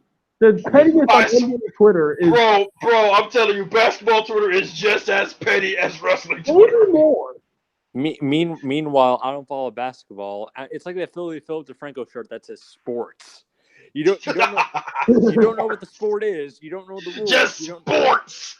Just sports, yeah. I'm gonna cheer in this manner of the people doing the thing that they're supposed to do. Yeah. Oh God. Sports. Yay, sports. Look. Even though the Raptors won the championship, Kyle Lowry is still trash. He actually had a good game. I mean, he actually had a good game in the first half, but still, man, he made some. That man is still trash. It doesn't matter. The shot, I mean, yeah, he's too inconsistent. The shot he took in game 5, like, he hit the backboard, like, fam, I'm gonna put you on the bench. The shot clock, dude. He hit the shot clock. Oh, you definitely riding the bench for the next game, then. What? And oh my god! And then he made a few turnovers. I mean, he wasn't making as bad turnovers as Draymond was, though. Draymond still got the joint. Gee, I mean, that's what I was hearing. I mean, and that's the thing. Most people are giving heat to Steph Curry, but give it to Draymond, dude. I mean, in other words, this was not clutch, but still. So in other words, this game was insane. It was insane. Oh yeah. It was really I won't go too into it because I don't know if all of our fans are into basketball, but yeah. All I gotta say. Oh, dude, our audience dropped half an hour ago. We're dead. Well, I mean, we had like 9 people in, which is pretty big. I know. 9 people. For us, that's what are y'all doing with y'all lives? Come on. I'm sorry. Y'all have to stay here. Do people not realize? I swear. We are almost as trash as Kyle Lowry. What is wrong with you people? Oh no. Oh hell, you would not describe me as No. I said almost. Not even close. Not even close. And don't you dare compare us to Carmelo Anthony. Carmelo Anthony is a whole new level of trash. I won't compare anyone to. Thank you. Maybe Goldberg. Maybe. JaVale McGee? Man, at least because he's trash, but he's enjoyable trash. The point is, the Toronto Raptors did the fucking impossible. Kawhi Leonard is a fucking legend. He's a legend. He is. Dude, think about this, Asia. I want to give you a little history lesson because you might not know this. The Raptors went from last year getting swept in the Eastern Conference Finals by LeBron to winning the championship this year against the most OP team in the Warriors. LeBron James not even being in the playoffs. Exactly. What a difference a year and adding Kawhi freaking Leonard. Next year is going to be an even bigger change because that Raptors roster is going to change. Durant's out for a year. Clay and Durant's probably going to be. Yeah, man, Durant's out for the whole next season. Durant's probably going to another team. Klay Thompson's going to be out probably until April. Kawhi Leonard's probably out of here. He's out of Toronto. He might stay. Winning that championship might have convinced him to stay a while. He said something about like it's something they can build on. So they can build on. Oh well, he does still want to play for LA. He always wanted to play for LA. They just didn't want to send him there. If they get Anthony Davis and Kawhi Leonard with LeBron James, no, they ain't getting them both. I'll tell you this right now: they is not the NBA. I'm telling you, them owners will not allow them to get both. They're gonna get one, but they ain't getting both. Oh yeah, wait. They don't have control because they had control over New Orleans for Chris Paul, but they don't have control over. No, that's why New Orleans is going to draft Zion. To keep Anthony Davis. Yeah. That's why they gave them the #1 pick. Oh yeah, because so they could keep AD. The NBA owns New Orleans, like the New Orleans franchise, right? I think so. They own a stake in it, yeah. That's why Chris Paul didn't go to LA. So yeah, never mind. They're not gonna get both. Again, you guys are getting into his players and statistics and trading. I'm just like sports. Yay! I'm sorry. I'm just gonna say this one last thing, dude. Kawhi Leonard is now known as a 3-peat killer because it stopped LeBron's 3-peat when he was in Miami, and it stopped this one. Now some people are saying Kawhi is now surpassed LeBron. Let's not. Okay, let's not get crazy. Let's not get silly. He hasn't surpassed him yet. But he's getting there. Can I say one more thing before we stop talking about it? He has slayed Greg Popovich. The best and worst thing, and we have to end the podcast on this, is that Drake is going to be so extra with this.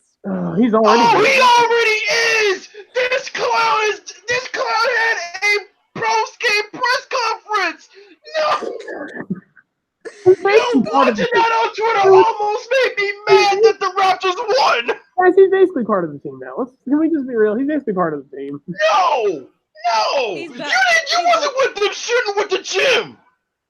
He's about to drop 2 songs based on this.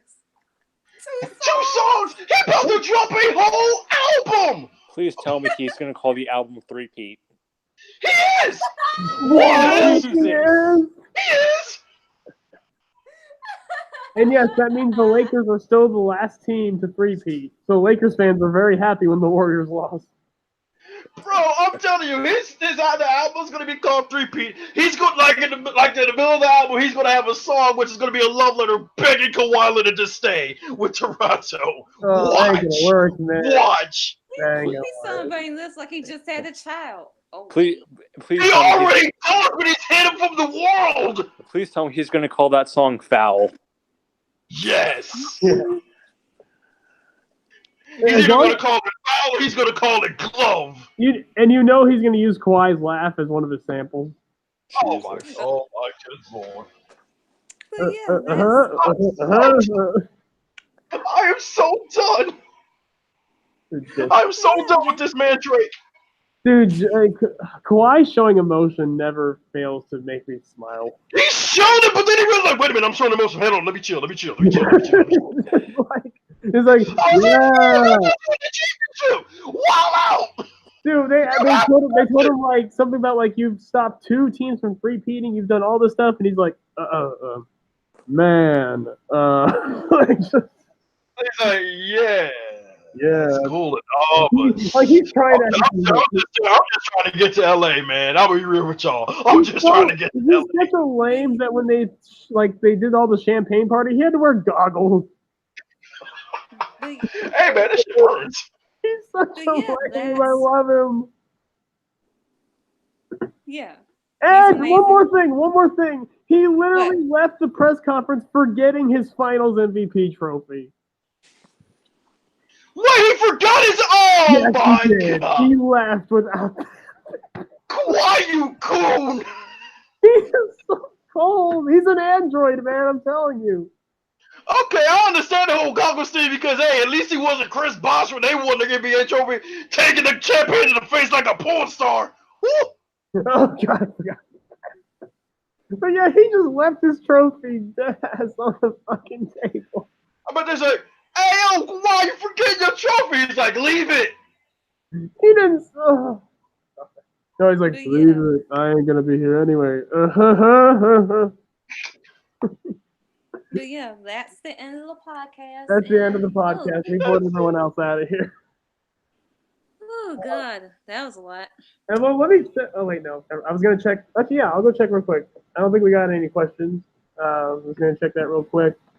We ain't got no questions. Did we go 3 hours? We went about 3 hours. We only went like 2 hours last time, but we just made 3 hours. A lot. We had a lot. We had NXT tapings. We had the Lars Sullivan shit. We had Lars special. We had a lot. And then we ended up basketball. And then we had basketball. Sports. Well, no, have you guys seen that Philip DeFranco shirt? All it is. Yes, I seen it. I want one. Because all it is, it's a baseball all this team. Stuff, and meanwhile, Brandon's like, "Yay, they won the World Series." The whole thing about that shirt is Philip DeFranco doesn't follow sports actively at all, so he has no idea what the fuck's going on half the time. Yeah, so he literally made a shirt that just says sports as a way to show general enthusiasm. I love sports, guys. I'm gonna go to the sports show today. Hey, pals, you want to watch some sports? All right, let's go. Oh my! My fellow youngins. All right, guys, I'm gonna get out of here. We're getting out of here. Yeah, I'm gonna go. I'm gonna ride out. We'll see you guys next week. We'll see you next week, man, for the TPA podcast. Team Petty Asshole recognized, and Lars Sullivan is injured. Holla fucking me. And Kyle Lowry is still trash. Why won't the podcast? Why won't I'm clicking stop broadcast. What the fuck's going on? End it. It froze on me. What's wrong with your phone? Oh wait, I know what to do. Okay. Well, let's improvise real quick while I do this. Your predictions for the 2020 season.